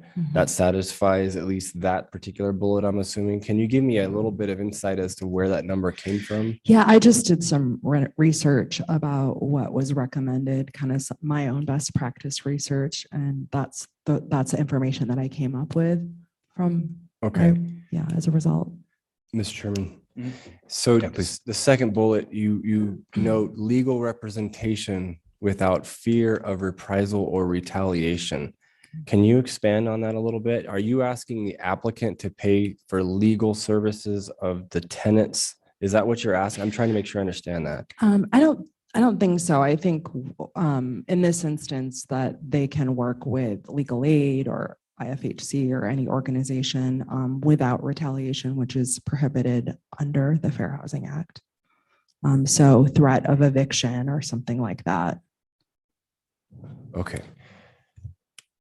And then I guess my last question, just given the circumstances, one of the bullet also includes financial assistance to have personal items protected during the closure and transfer. So that's basically the moving costs, making sure. Okay. Yeah. So, in my written testimony, I talked about the tenant relocation package covenant that was the first ever in the city, as far as we know, for the Ride and Bob Place tenants. Right. So they received $4,000 from a 1-bedroom and $5,500 if they were leaving a 2-bedroom apartment. So that, is a good example of the kind of thing that we're suggesting. Okay, thank you. I appreciate you Sure. coming back up.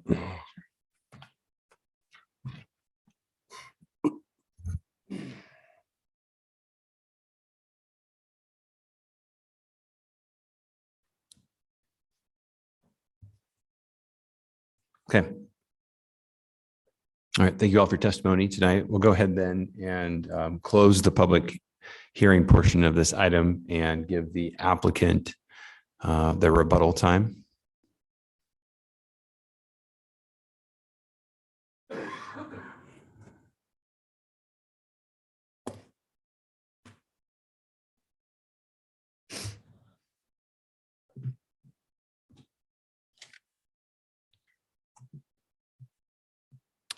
Typically, it's about 5 minutes for rebuttal. That's okay. Yes, thank you. Mr.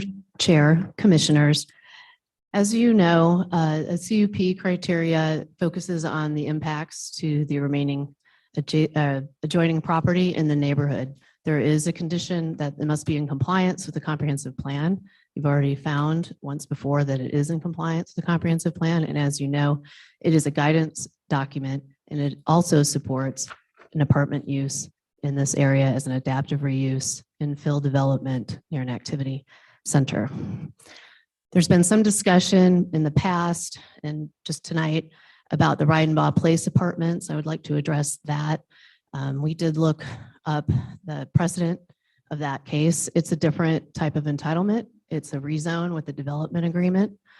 And probably the biggest difference is that was a voluntary agreement with the developer. It was not required as a condition. In this case, we have a property owner who merely wants to convert the use of this building to an apartment. It has very little impact on the neighborhood properties.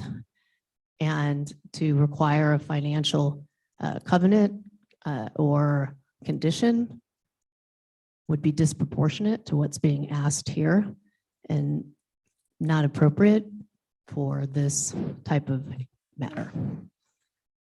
Additionally, as you've heard, there's already a financial burden in running this property, and it would be an undue financial burden on my client to need to pay for relocation expenses that aren't related to the use of the property. I should say the neighboring properties. I'll go ahead and have Michael address the rest. Thank you. I may just hit a couple bullet points and jump around because I have 3 minutes. But so a couple things. I think this is an industry problem. I know some people mentioned a management problem. I read an industry report last year that 40% of all assisted living providers are operating at a loss. And I think the Fair Housing's point of showing all the communities closing only emphasizes that we're all struggling. There's too many communities and they're closing for a reason. On the availability, myself and one other person from our team literally closed our email for a day and called community after community after community in the area. We talked to marketers, we talked to executive directors, we asked. We explained exactly what we're doing and why. This is why these marketers called our community and showed up at community afterwards and asked, do you have Medicaid beds available? Do you have private pay beds available? And that's what we represented here today. I think the senior housing industry has a lot of challenges. I think the Medicaid program has a lot of challenges. We're not going to solve either one of those tonight. And, unfortunately, there is a financial reality to this. It's a terrible, unfortunate situation, but the reality is that for business to be sustainable, revenue has to cover costs. And when you have people paying $1,000 for something that costs $4,000, somebody has to cover that. We've done so to the tune of over $1.5 million so far. We've never converted a senior housing community before. We've never closed a senior housing community before. We don't want to be doing this, but we're not some evil California developer. We're a family-owned company. We don't have an endless bucket of money. And so at some point, that money has to come from somewhere because we don't have an endless supply. And we think it would be unfair to ask other residents to cover the shortfall. I can't go to Bob in Unit 105 and say, you have to pay an extra $1,000 because Jill in unit 102 can't. You know, and again, it's an unfortunate situation, but I think it goes beyond us. It's an industry and a healthcare. And, you know, that's something that we just can't solve, nor should we be expected to solve. That's it. Thank you. Okay. All right. Thank you. Okay. At this point, we'll go ahead and bring this item back before the commission to render a decision. Typically, we start out with a motion to begin our deliberations. I think in this case, perhaps maybe a little bit of discussion to kick us off before we get to a motion might be the best course of action. I have a feeling we might have a few additional conditions that we're considering. So I think to keep the record clean, I think some discussion ahead of time before we make that motion is appropriate.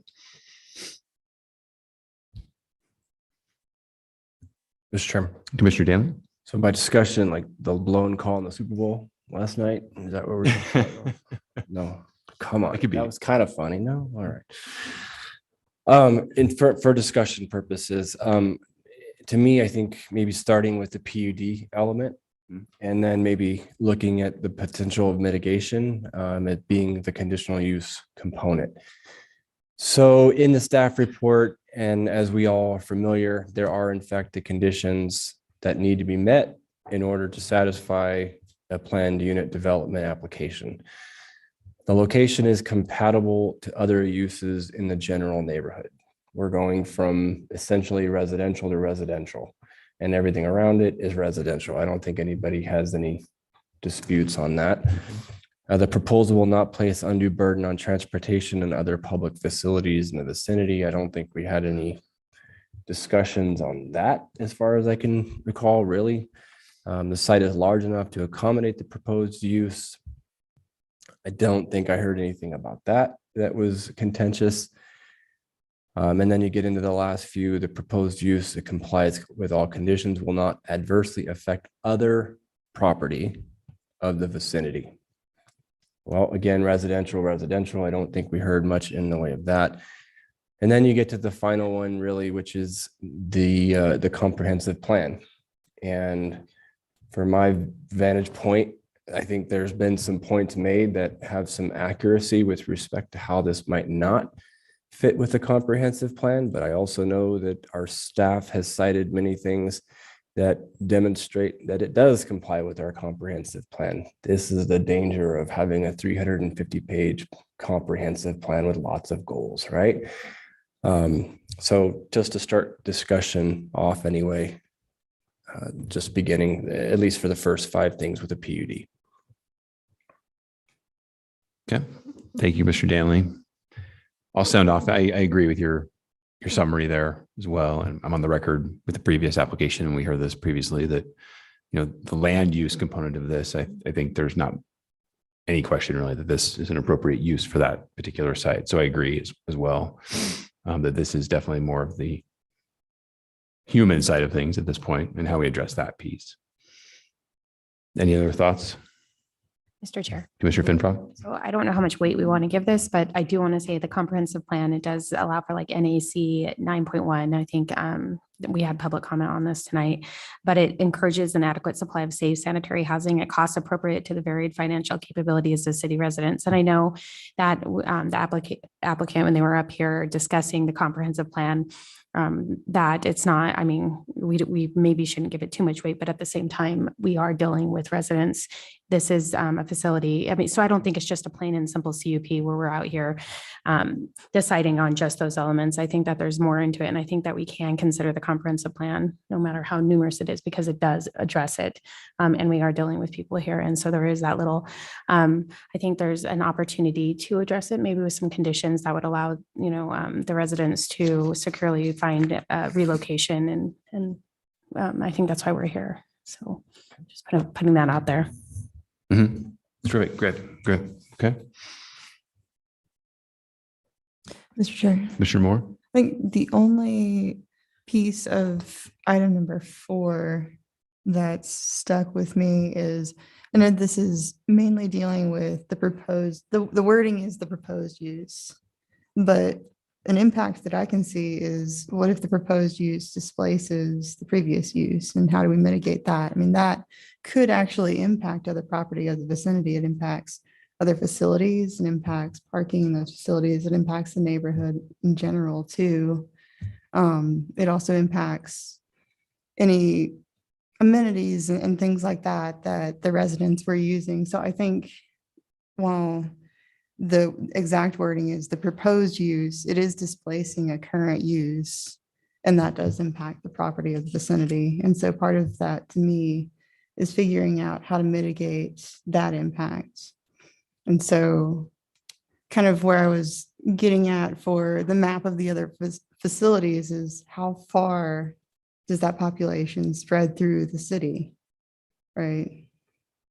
And so if we're spreading them throughout the city, and that's increasing driving potentially. And so what have we mitigated by increasing people in this center, when now this nearly 100 people are now driving more? Have we mitigated anything? And that's still an impact to the city. And I don't know, I don't have a great answer to that. It's hard to say without a map of these different locations and what options they have available and things like that. But it is an impact that I'm a little bit concerned about. Yeah, it's fair. Mr. Chair. Commissioner Stead. I guess I will just add to this part of the discussion that I definitely can support this PUD, but I also think we absolutely have to be doing more for these folks. I think that City Council kicked it back to us for that reason exactly. And to be frank, the transition packet that we received in our late correspondence felt insulting. It's completely vague and non-specific. I mean, their checklist includes things like visit potential residences. And I understand, and what we've heard tonight has been contradictory to the packet. We heard tonight that they would provide transportation. However, in the packet, it says, quote, that transportation, the responsibility of transportation varies. I'm just not seeing anything specific at all for these folks to grab onto, and I think we've got to do better. Certainly, I wouldn't disagree. I feel the same way. I think it was almost purposely vague, and maybe that was for a reason to give some flexibility. But I don't disagree with you, Commissioner Stead, that I think that there are probably, one or two or three conditions that we could probably add to this to give some assurances to those residences that that transition plan will have some meat and some verifiable results to help the residents find new housing. Mr. Chair. Commissioner Moore. I think on the transition plan aspect of it, it's a little bit hard to stomach that it was only available in the late correspondence. So I don't know how many of these residents have actually had a chance to review. I didn't hear a lot of public comment about it, which some feedback about its feasibility would be really nice in terms of public comment too. Mr. Chair, sorry to interject. We heard tonight, he said he would provide it to them when it's appropriate. Another big statement.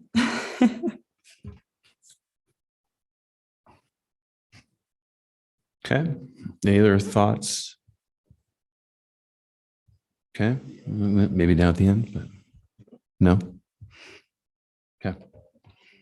All right. Well, I think we're generally all on the same page here that we sort of agree with the PUD aspect of this project again. But there is obviously some concerns about the relocation package, and that perhaps we might want to entertain some additional conditions to give that some more detail, right? That we can hold the ownership to in that process. Does someone want to take a stab at a motion here with a condition or two, or do you want to work through maybe some conditions in discussion?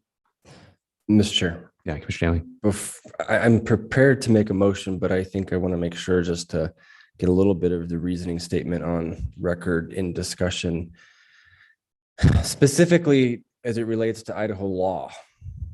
the Local Land Use Planning Act, which governs what we do, and including the Planning and Zoning Commission, our code and our comp plan and everything else. Specifically as it relates to conditional use permits and what we have the authority to do as a governing body, a decision-making body, specifically on conditional use permits. We are the decider on that. So there's 8 different things that we have the ability to do. Minimizing adverse impact on other development, controlling the sequence and timing of development, controlling the duration of development, assuring that development is maintained properly, designating the exact location and nature of development, requiring the provision for on-site and off-site public facilities or services. This one's interesting. Requiring more restrictive standards than those generally required in an ordinance. That, to me, gets at the prospect of this tenant agreement and relocation package and all the kind of stuff that we've been talking about. And then ultimately there's another one, but that's not germane to this particular instance. So to me, we have the lawful authority to add conditions that go beyond our code, and I think are prudent in this particular application.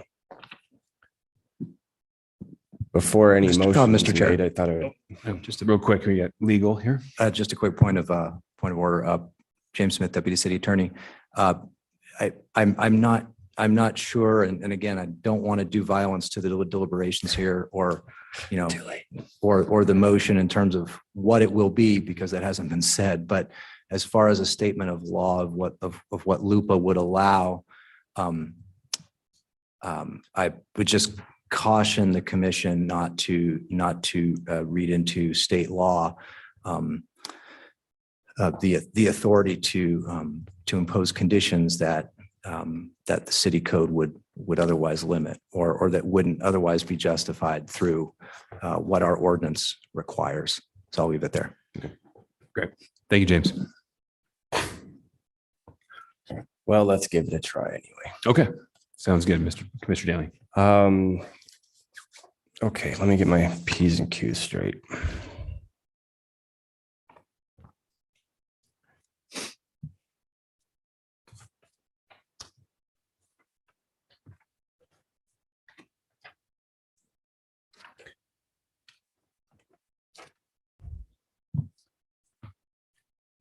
Just a second. Okay, Mr. Chairman. Commissioner Daly. I'm going to make a motion that item number 3, PUD 22-3, a conditional use permit request located at 1093 South Hilton Street, be approved with the terms and the conditions in the staff report, with the following additional conditions. 1, that the applicant gives the existing tenants 1 year to find suitable and comparable housing. 2, that upon identification of new housing for each existing tenant, the applicant will pay for relocation expenses consistent with the cost schedule of the Uniform Relocation Act, which I believe we can lean on. And 3, that the applicant will be responsible for the difference in monthly rent if the new household paid rent is higher than the current household paid rent for a period of 3 years, or provide a lump sum payment to each tenant consistent with the Uniform Relocation Act. Second.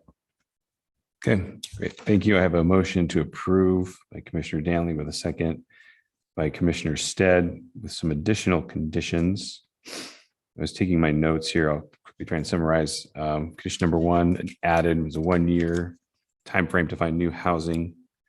Condition number 2 was the applicant would provide relocation cost expenses. And that condition number 3 is the applicant is responsible for the rent difference at the new facility for a period of 3 years. if the new facility has a higher rent. Is that Or a lump sum. or a lump sum payment? Correct. Okay. All right. Any discussion, Commissioner Danley? Mr. Chairman, Please. this is incredibly difficult, right?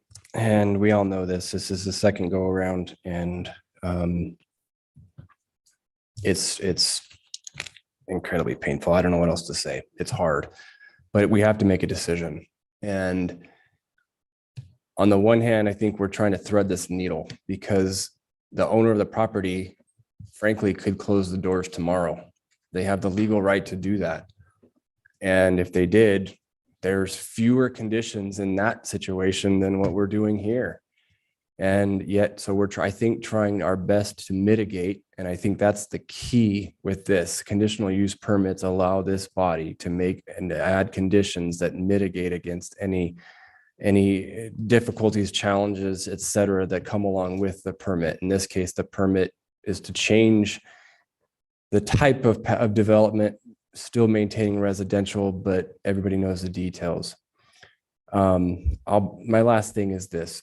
This is a poor analogy, I recognize, I apologize, but racking my brain, I keep thinking about other applications. And I think if I own a gas station and I wanted to turn it into a cafe, you know what I got to do before I do that? I got to take all of the tanks out of the ground first. It's mitigation. It's because I have to do the responsible thing. And in other industries, mining and other industries, you have to do something before you can move forward. To me, I see that in this particular application, in this case, it's a human element that has to be cared for in some way or another. And I hope that our mitigation and our conditions that are added to this for approval get to that. Thank you, Commissioner Danley. Mr. Chair. Commissioner Stead. I do think that in our deliberation, we addressed much of what needed to be said. But from my personal opinion, there are no winners tonight. This has been really difficult. It was difficult the first time, as Commissioner Danley said. We are addressing and caring for some of our most vulnerable population, and we certainly can't require anybody to run a failing business. However, implying that these folks move for a boyfriend or better food is condescending, and they are really fighting for their lives. And even if it's not your truth, it is their truth. And a little compassion can go a long way. And I want to fight for these residents in a way that I hope somebody would fight for me someday when I need it. Thank you, Commissioner Stead. Any other thoughts or comments on the motion? Okay. Yeah, I'm going to second and third the comments by Commissioner Danley, Commissioner Stead. I'll be supporting the motion. Fully agree that this is, difficult for everyone.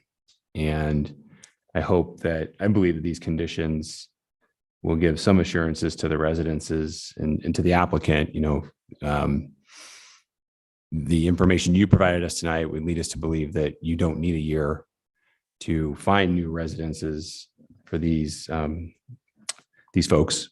So hopefully that's not an issue then at that point. And then adding, I think the relocation cost is a fair approach to make sure that these folks find new homes that are suitable and comparable to what they have now.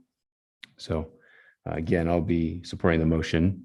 And unless there's any other discussion or comments, I think I'll just quickly check in with staff and make sure that we're good with the additional conditions and we have those clearly stated on the record and we're okay to proceed. Okay. All right, then we'll go ahead then and call the roll for PUD 22-3. Motion was. Mr. Chair. Oh, Commissioner Blanchard. Sorry, I will say my piece here really quick. Okay. I will not be supporting the motion, and it is not because of everyone's valiant effort, but I think we have enough information in our packet. I'm referring specifically to pages 166 and 167, where it outlines various places in the comprehensive plan where this doesn't make any sense. And so I'm going to lean on that in my no vote. So the obligatory statement here, I guess, would be, I find this completely opposed to PDP 1.1, NAC 2.2, CC 1.1, GDP N.3, and CB-C 1.1. So I think that's enough justification to justify a no vote. And just a couple other points, if I might. That I appreciate the effort to condition this, and I think that's absolutely the right thing to do with what we're given here. But I mean, the applicant's already demonstrated that it does not have the capacity to execute this plan. I mean, this is an applicant who's struggled with basic messaging and notification and that kind of thing. And that leads me to believe that they don't have the capacity to execute this. So condition this as we might, I don't see this coming to fruition. I do also want to give a shout out, Mr. Hutchison, is it correct? I mean, you made the obvious point, right? That we just made a guy and his wife build a sidewalk to nowhere on a parcel that's not even adjacent to the two new parcels created. And then I'm being asked to bail out a private equity firm who's overexposed in a particular asset class. That doesn't make any sense to me. And then lastly, as to Deputy City Attorney Smith's point about what is in our code and what isn't in our code. And I really want to get this out there, that our city code is supposed to be a reflection of our morals and ethics. And this is immoral and unethical, and it needs to be rectified. I don't think any of us sitting up here ever want to see another one of these applications before us again. And it's incumbent upon elected leadership and city planning staff and the city attorney's office to figure out a way that we don't have to see these things again. So whether it is, stricter licensing requirements, essentially making the city a JV partner with these kind of things, we have to start thinking about this kind of infrastructure as our infrastructure, city infrastructure, not economic tools. These PEs, they do this because they want the underlying land. They don't care about the business. It's the same way with shopping centers and all that other stuff. We all understand the real estate game, but we have the ability to control this, whether it's,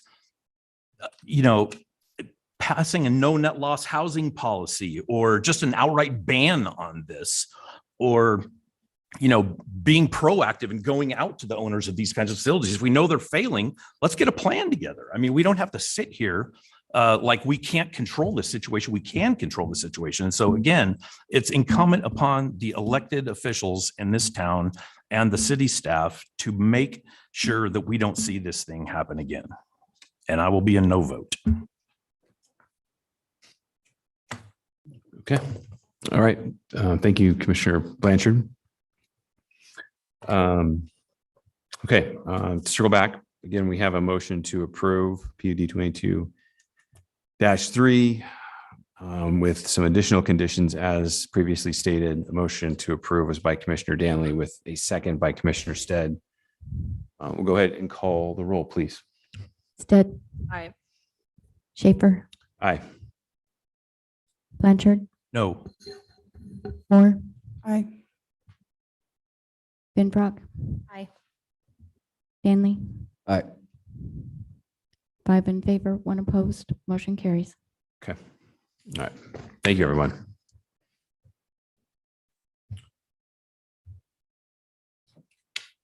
I think at this point, we'll go ahead and take another quick 5-minute break before we move on to our last item. That's right, Rihanna. Yeah. That was quite the outfit, wasn't it? Yeah. Sorry. I went blue today. Sorry, Chris. Yeah. Okay. All right. We'll get back to the business at hand. Our last item tonight, new business, is CUP 22-65 Sun Tree Language Academy LLC. Project address is 1423 South Tyrell Lane. Modification to a conditional use permit to include a childcare facility serving up to 48 children with an existing private commercial school on 0.13 acres in an LOD zone. First, we're going to hear from staff and Jesse Lyle again tonight. Good evening, Mr. Chair and Commissioners. The item before you, CUP 2265, a conditional use modification to include a childcare facility serving up to 48 children within an existing private commercial school. The subject property is located at 1423 Tyrell Lane in an LOD zone on 0.13 acres. In December 2021, the applicant obtained a conditional use permit to operate the private commercial school at the subject property for an after-school language immersion program with evening classes for adults. The applicant is proposing to modify the use and add a preschool program while reducing the number of after-school children. There's a charter school to the east that begins at 8 a.m. and the applicant is proposing to begin their program at 8:30 a.m. to avoid adding to the traffic congestion associated with the school at the intersection of Park Center and Mallard. The business park has 108 shared parking spaces, and the applicant is proposing to utilize the spaces directly in front of their building for drop-off and pickup points with employee parking in other areas of the lot. The proposed preschool area has enough room for the 48 students internally, but does not have associated outdoor space on site. However, the code allows for modification to the standard, and there are public outdoor spaces within walking distance, and the program also has 2 minibuses that can be used to transport children. Many public comments were received, mostly in support of the expansion, as the service is needed throughout the Treasure Valley. Supporters noted that the applicant's professional conduct and successful model downtown, as well as at the site. Comments received in opposition were from other businesses in the area, citing traffic concerns and a lack of parking, as well as incompatibility. In conclusion, the planning team recommends approval, and I will answer any questions. Okay, thank you, Jess. Next, we'll hear from the applicant.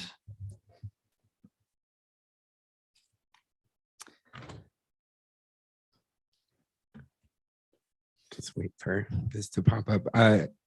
My name is Justin Snyder. I live at 2905 North 38th Street, West Country Language Academy. Got it. Here's a clicker. And my name is Borja Aguilera, 6853 North Road Avenue in Boise. And so I just want to start off by telling you a little bit about what we're trying to do here. Our goal is really not to change much about what we're doing. It's really to expand the minimum age that we serve from 5 down to 3 years old.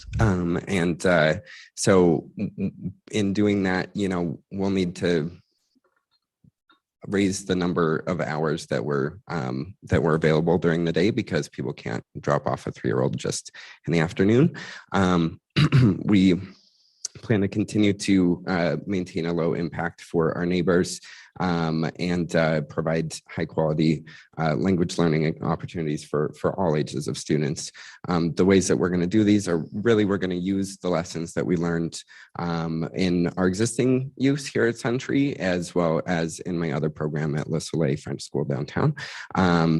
So this is providing learning without any outdoor nuisance to our neighbors, enforcing our policies on parking through our family handbook, which is binding for families in our program, and staggering our hours to miss the peak congestion times, like Jesse mentioned.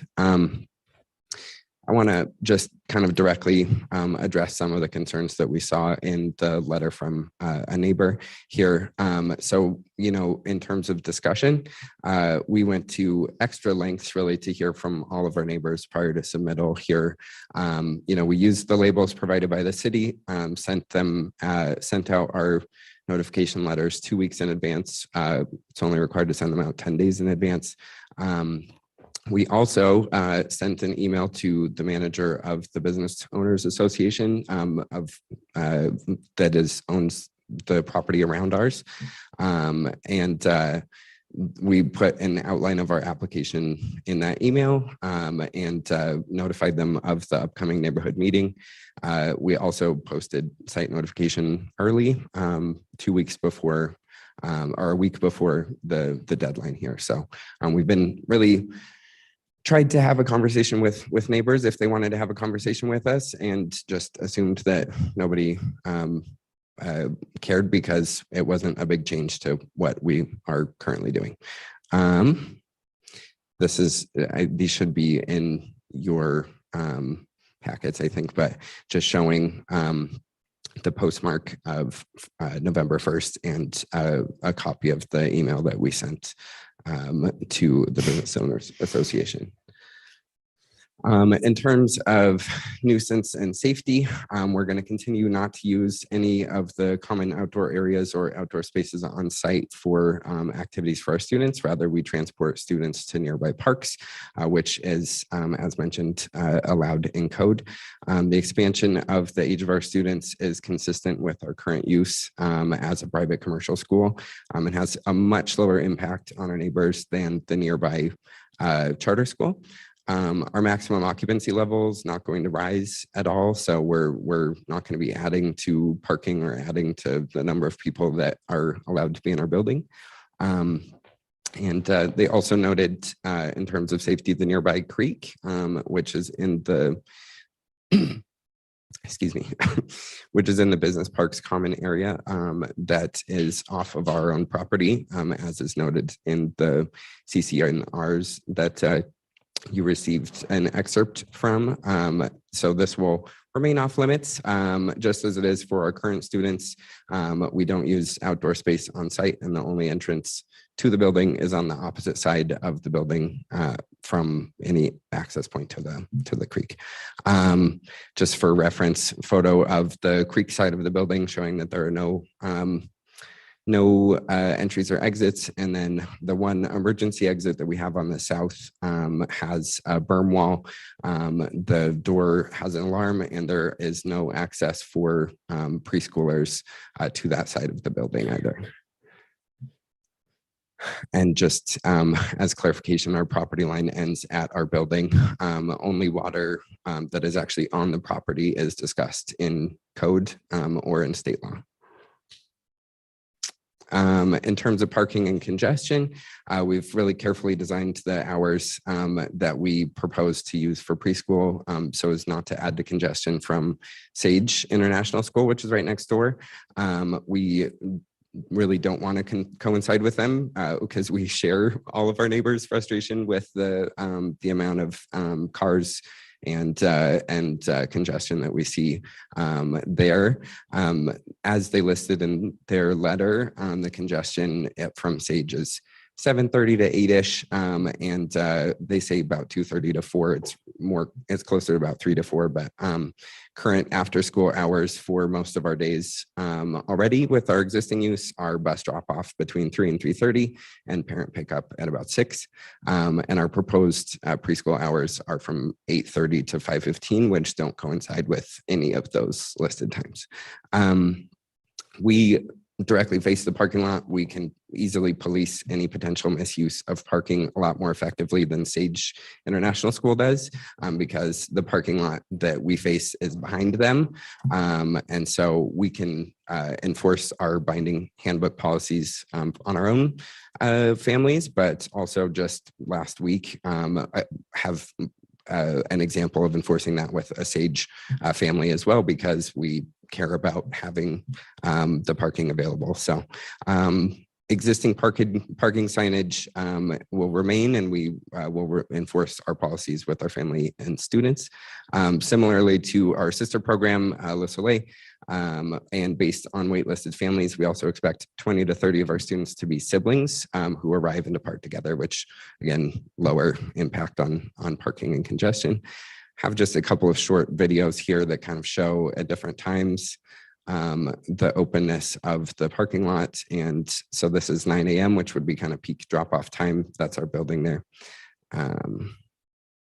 Here's at the peak congestion time, which is about 3:30 on Wednesday. That was our neighbor in front of our neighbor's building. And then this is in front of our building in the shared parking lot. Still plenty of spaces available. And then this is an hour later with everything cleared up, which would be more around our pickup time for the preschool use. Again, during preschool pickup time shows that there's really very little use of the parking lot and of the nearby road at this time of day. And lots of videos, sorry. Final one at around our closing time, which is when our after school kids get picked up. And then this is just an excerpt from our family handbook. I put a little arrow here pointing out we monitor the parking lot and that a family may be excluded from the program for failing to follow any of the procedures that we listed, which includes limiting time in the building during our peak times to 5 to 10 minutes. And then in terms of compatibility with our neighbors in the same park, in the same owners association, we have the Idaho Music Academy, which offers music classes, including to children, and who offer a recital hall for seating for over 100 people. We know that their use doesn't cause any nuisance or unreasonable annoyance, and we don't think ours does either. We've planned very carefully, and we really want to provide a safe, productive educational experience, and we think that we have a good plan to do so. So thank you. Okay, thank you. Good. Next, we'll hear from, where are we at? Sorry. We have a representative from the Neighborhood Association present. I don't think that we do, though.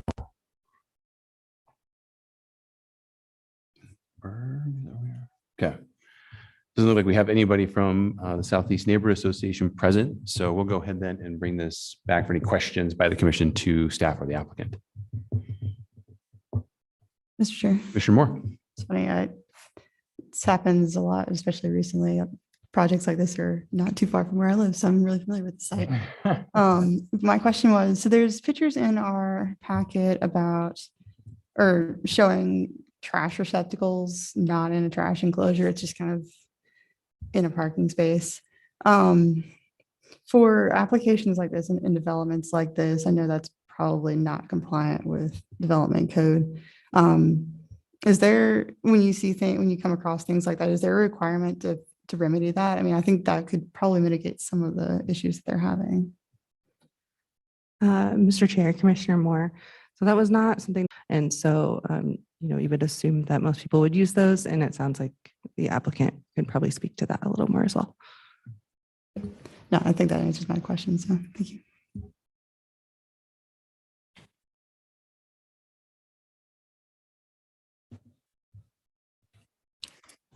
Okay, so that does it for questions. Okay. All right, very good. We'll go ahead then and move on. Thank you. We'll go ahead and move on to a public testimony on this item. If they testify here in person, the podium is free. Oh, I did have a few people sign up. Cindy Montoto and Howard Ladoff. Good evening, Mr. Chairman, members of the commission. Cindy Montoto. I live at 718 East McKinley Street. My son has attended Le Soleil since its conception, and I'm here tonight in wholehearted support and ask for your approval of the CUP application. As a multilingual family, our linguistic cultural needs have been reinforced, met, and expanded upon at Le Soleil, and our son will continue at Suntree's after-school program in the fall. Years ago, when Le Soleil applied for their CUP, I testified, and there were concerns from Le Soleil's neighbors of traffic, impacts of parking at pickup and drop-off times, and from our nearly 4 years of experience at Le Soleil, I'd like to share that Le Soleil drop-offs and pickups operate like a machine. And honestly, it's something that should be studied for daycare and child care programs across the city because it is so incredibly efficient. First of all, parents at Le Soleil are not parking there at all hours of the day, and being downtown, you kind of have to be efficient. And I feel like at Suntree, as you saw, there is adequate parking. I feel like it would be even more efficient because you don't have to parallel park and get your kid in and out of a car seat on an open road downtown. So not only that, but having a time frame for pickup and drop off makes it so much easier. It's not all, it'll break up the congestion a little bit. But that being said, in the almost 4 years at Le Soleil, I have never once had to do a lap in the car around the block. There's always parking either on the street or in Le Soleil's parking lot, and it's pretty flawless. Let's see what else. Oh, and our family handbook, as Justin mentioned, our family handbook is a binding contract between not only the families, but including the children. And our handbook is something that is constantly being updated. Well, not constantly, but it's being updated as it's kind of a living and breathing document. So we are constantly being refreshed, reminded, and enforcement of that is very, very strong. The goal at Le Soleil and Suntree is really to help guide children in becoming participating, autonomous citizens of our community. And it becomes so much an integral part of the community that we share at Le Soleil. And I'm sure that in your packets, all of the letters from the families you read, you can really feel that. My son had a birthday party last September, and we invited every single child in the preschool class and every single parent and every single teacher, and they all came. And that's really the kind of community that we are. And I think we're going to see that expanded upon at Suntree. Given that Le Soleil's wait list at one point was 6 years long, there's a desire to be part of the community, and not only a desire, but a desperate need. So thank you so much for your time. Thank you. Yep.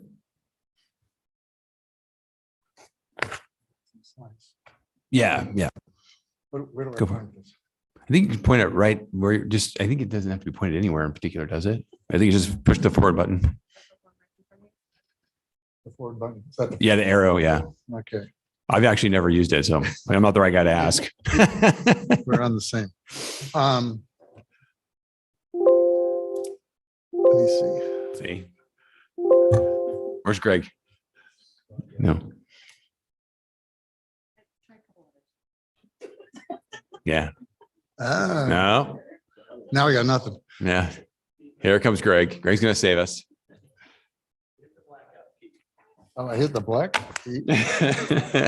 There it is. Okay. Did I, is that my first one? Don't go away, Greg. Don't go away. Oh, that's, okay. Okay. I'm hitting.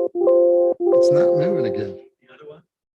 You don't have to point. There you go. There you go. Okay. All right. All right. My name is Howard Belodoff. I work at 1447 South Tyrell, which is next door to the language school. I'm going to go through a few slides, but I've got a lot of pictures that seems to contradict what you've been shown. This commercial school has been in operation about 3 to 4 months, and now they want to change the CUP. They want to change what they represented to you, but they represented to us. They want to put 80 kids in there, including 48 3 to 5 year olds. We agreed initially with these conditions. The hours of operation would not conflict because it was totally different. Only a limited number of students. And they had to ensure ingress and egress. No activities in common areas, 1 school bus. They're in violation of those already. This is the code, minimum criteria, outdoor play area. They don't have it. Adequate size for parking child pickup area. They don't have it. The parking area, the designated parking area, pickup area, that belongs to the association. They don't own it. They don't have a right to set it aside. They don't have any more right than anybody else. The most important thing is the adverse impact. They don't talk about the number of employees and when they're going to show up. If they're going to be open at 8:30, people are going to get there before then, and there's huge impacts with that. You have discretion to put all these conditions and different things. So here's most of our concerns. 80 children, the hours of operation, they will impact us. We only have 1 entrance and exit. I'm going to show you some of these pictures. This was their employee thing. For just a school with limited 9 employees, 25, 35 trips. It's not nothing. These are all the schools within that specific area. This is what happens in the morning on Mallard. This is what happens in Park Center. This is what happens waiting. 50 cars at least. This is down Mallard Street in the afternoon during their pickup times. There's a car right in front of Tyrell in our access. Nobody can get in. This one is interesting because it shows, if you look closely, I personally witnessed this. People they're waiting in line on Park Center. They try to get in here because they're so jammed up. They block Park Center.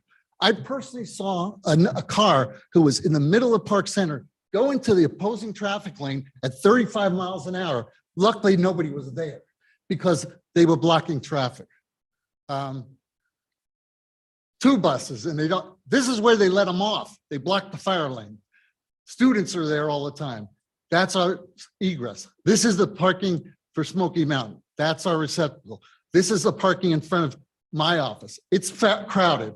And I'll tell you, see that van? That van is there. It's because it's accessible. It's there from very early in the morning. It's not in their pictures. I don't know when they took those pictures. Okay. Thank you so much. I'm sorry I had to do it so fast. Another question. Is my presentation part of the record? It is now, yes. Okay. Yeah, thank you. Sir. Mhm. Okay, anyone else would like to testify? Please come up, podium's free. I tried to sign up this morning on the website, but maybe I needed to sign in as well. Yeah, that's fine. No, you're good. If you can just start with your name and address here, you'll have your 3 minutes. Mr. Commissioner, excuse me, Mr. Chair, Mhm. Commissioners. My name is Jim Cook. I'm the Executive Director of Idaho Legal Aid next door with Howard. And I'm also the president of the Park Center Point Association. Although I'm not here on behalf of all of them, we didn't have time for a meeting. But I will tell you that just a few thoughts. We bought our building in 2015. We were downtown. And we were tired of our clients getting tickets. We represent low-income folks in civil legal needs. And so we did our due diligence and we found a business park that limited itself to business and professional uses, professional and administrative uses. That's in the CC&Rs for the park. So when this came to us last year, there was a discussion amongst the board. And I was actually one of those who supported letting them in. It was pitched as a educational, a language school for children and adults with very limited hours. Had we last year been presented with a daycare, I would not have supported this. One of the reasons is it's an incompatible use with the other offices. I'm also very worried about the little kids. But secondarily, the parking is not as it is represented. For example, I looked in this is the application. There's something in there called a site plan, I think, and it's a photo. And it says in here, it identifies, well, here's employee parking, here's preschool pickup spaces, here's minibus parking. We have no dedicated parking. All of the parking is communal. None of us can take and designate any of that parking for us. So that parking that may happen to be used at times by them for that, but it's not their parking. In their application, they also indicate that they have 8 spaces. I don't know what those are, but they're not in the community. All of the spaces are communal. They may have 8 in front of their building. We have 8 or 10 in front of our building, but they're not our spaces. So I just want to make it clear that it's not a reserved facility. And there's a number of businesses. I think there's 5 buildings that access the spaces we're talking about. And those range from call centers to law firms. So it isn't just 2 buildings that use this space. This is a large business park. So that's all I wanted to say. Okay, all right, thank you. Anybody else? Run out of people in person. Okay. We have 1 person still with us online. If they testify online, please raise your hand.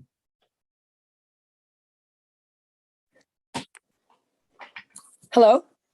Oh, yeah. Hi, Mrs. Klein. Yes. Yeah. Hi. Would you like to testify on this item? Yes, sir. I would. Thank you. Okay, great. If you can start with your name and address, please. You'll have 3 minutes. My name is Erica Klein, and I am an attorney. I work at Kosho Humphrey LLP, which is located at 1501 South Tyrell Lane. That's also part of this Park Point Owners Association. And I just a couple things that maybe weren't touched on or just to highlight. Like legal aid, we used to have an office in a different location. We purchased our building in 2016 in this park. One of the big reasons was being able to have our clients be able to get to us. We previously were somewhere they had to walk a long ways, and to be able to have that parking available and in an area that was compatible use with other professional type offices. we have some serious concerns about this. Obviously, there's all of those traffic issues that Mr. Beladoff pointed out that have gone on with the Sage School. But it sounds to me from the information provided by Suntree that now they're only going to be impacting things between with Sage and them 7:30 to 9:30, and then again from 3 to 6. We weren't concerned initially for the things after 5 either, because most of the time we don't have clients then. But so we're essentially down to 4.5 hours of a business day, because what we've had to do, even just to accommodate the Sage School patterns, is have clients not come to our office, not be able to do business during those morning hours and those afternoon hours, because it is so dangerous and so blocked up. I noted that one of the commission members asked about fire access. There's hours a day where there would be no access for a fire truck because Mallard is blocked and they wouldn't be able to get in. The other thing that goes with that, and my concern about where this building, you can see it's the last building on that map there that Suntree provided. That last building is there. The parking that they're talking about that's not theirs right in front of the building, it is right as you're coming in from Mallard onto Tyrell, and they would be backing up into that drive lane. And I think that that's a big concern too. If it's going to be a big, most of the professional offices, people come and go during the day. It's not a big load of traffic all at one time. And I think that that's really a concern.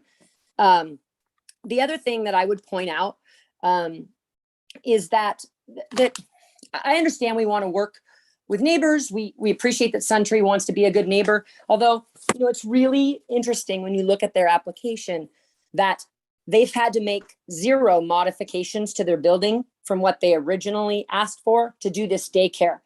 What that tells me is that this potentially was their plan all along. And I think that that's a concern. And I think that we were misled, and that's troublesome to us. But our covenants, I don't believe they allow this. They don't allow the parking that they've said is going to make them compliant. And I don't think that's okay. One last point. They are not an owner. Suntree does not own this building. There's a separate owner. They are tenants. And I don't think we bend over backwards to give a CUP to a tenant who's not even an owner and doesn't have the same vested interest. I think my time is up. Okay, thank you. Thanks. Okay, we'll go ahead then and bring this back to the applicant for 5 minutes of rebuttal. Yeah, go for it. Just to address a couple of the comments, the parking chart that showed some labels on there was really just an example of what could possibly be used for parking there. As noted in the application, it is a shared parking lot, so we were not proposing to designate any specific spaces. We are only proposing to designate them through agreements with our own customers, in no way that would actually affect people who were not already families that were enrolled at Suntree. Through our family handbook, by saying you can't park in front of our neighbors' buildings and things like that, which you saw in the excerpt from the family handbook.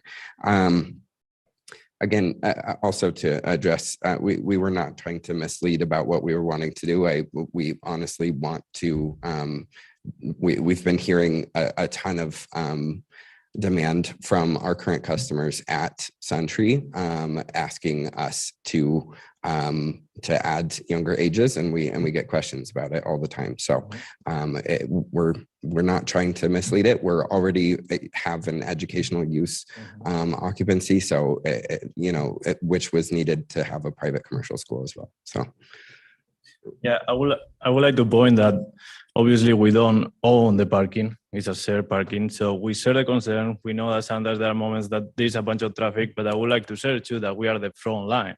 We are the first building. All those parents that they come and access to that parking that they weren't supposed to, we are the ones that see it. We are the ones that talk with the parents. We are the ones that they are right in front of our building. So we are the front line for that. We share the concern and we don't want to add to that.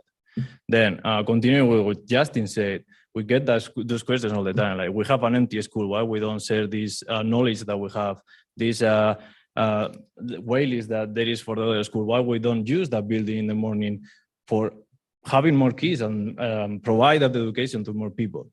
So that lead us to this point. Others, all those cars that they were showing, I don't know if they believe that we caused that, but obviously we don't cause any of that.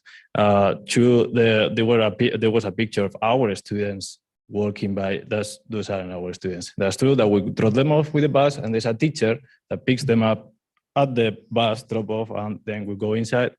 End of the deal. It will go outside. It will be the same thing. The teacher will go, myself, any other adult with them, and then we'll go to the park or to the designated place. So about safety, about parking concern, we are really aware of the situation, and we really want to help the neighbors. We don't want to cause more, because we know that sometimes there is a bunch of people around. And just to add, most of the photos in there were photos taken in front of buildings other than ours. Yes. Of parking.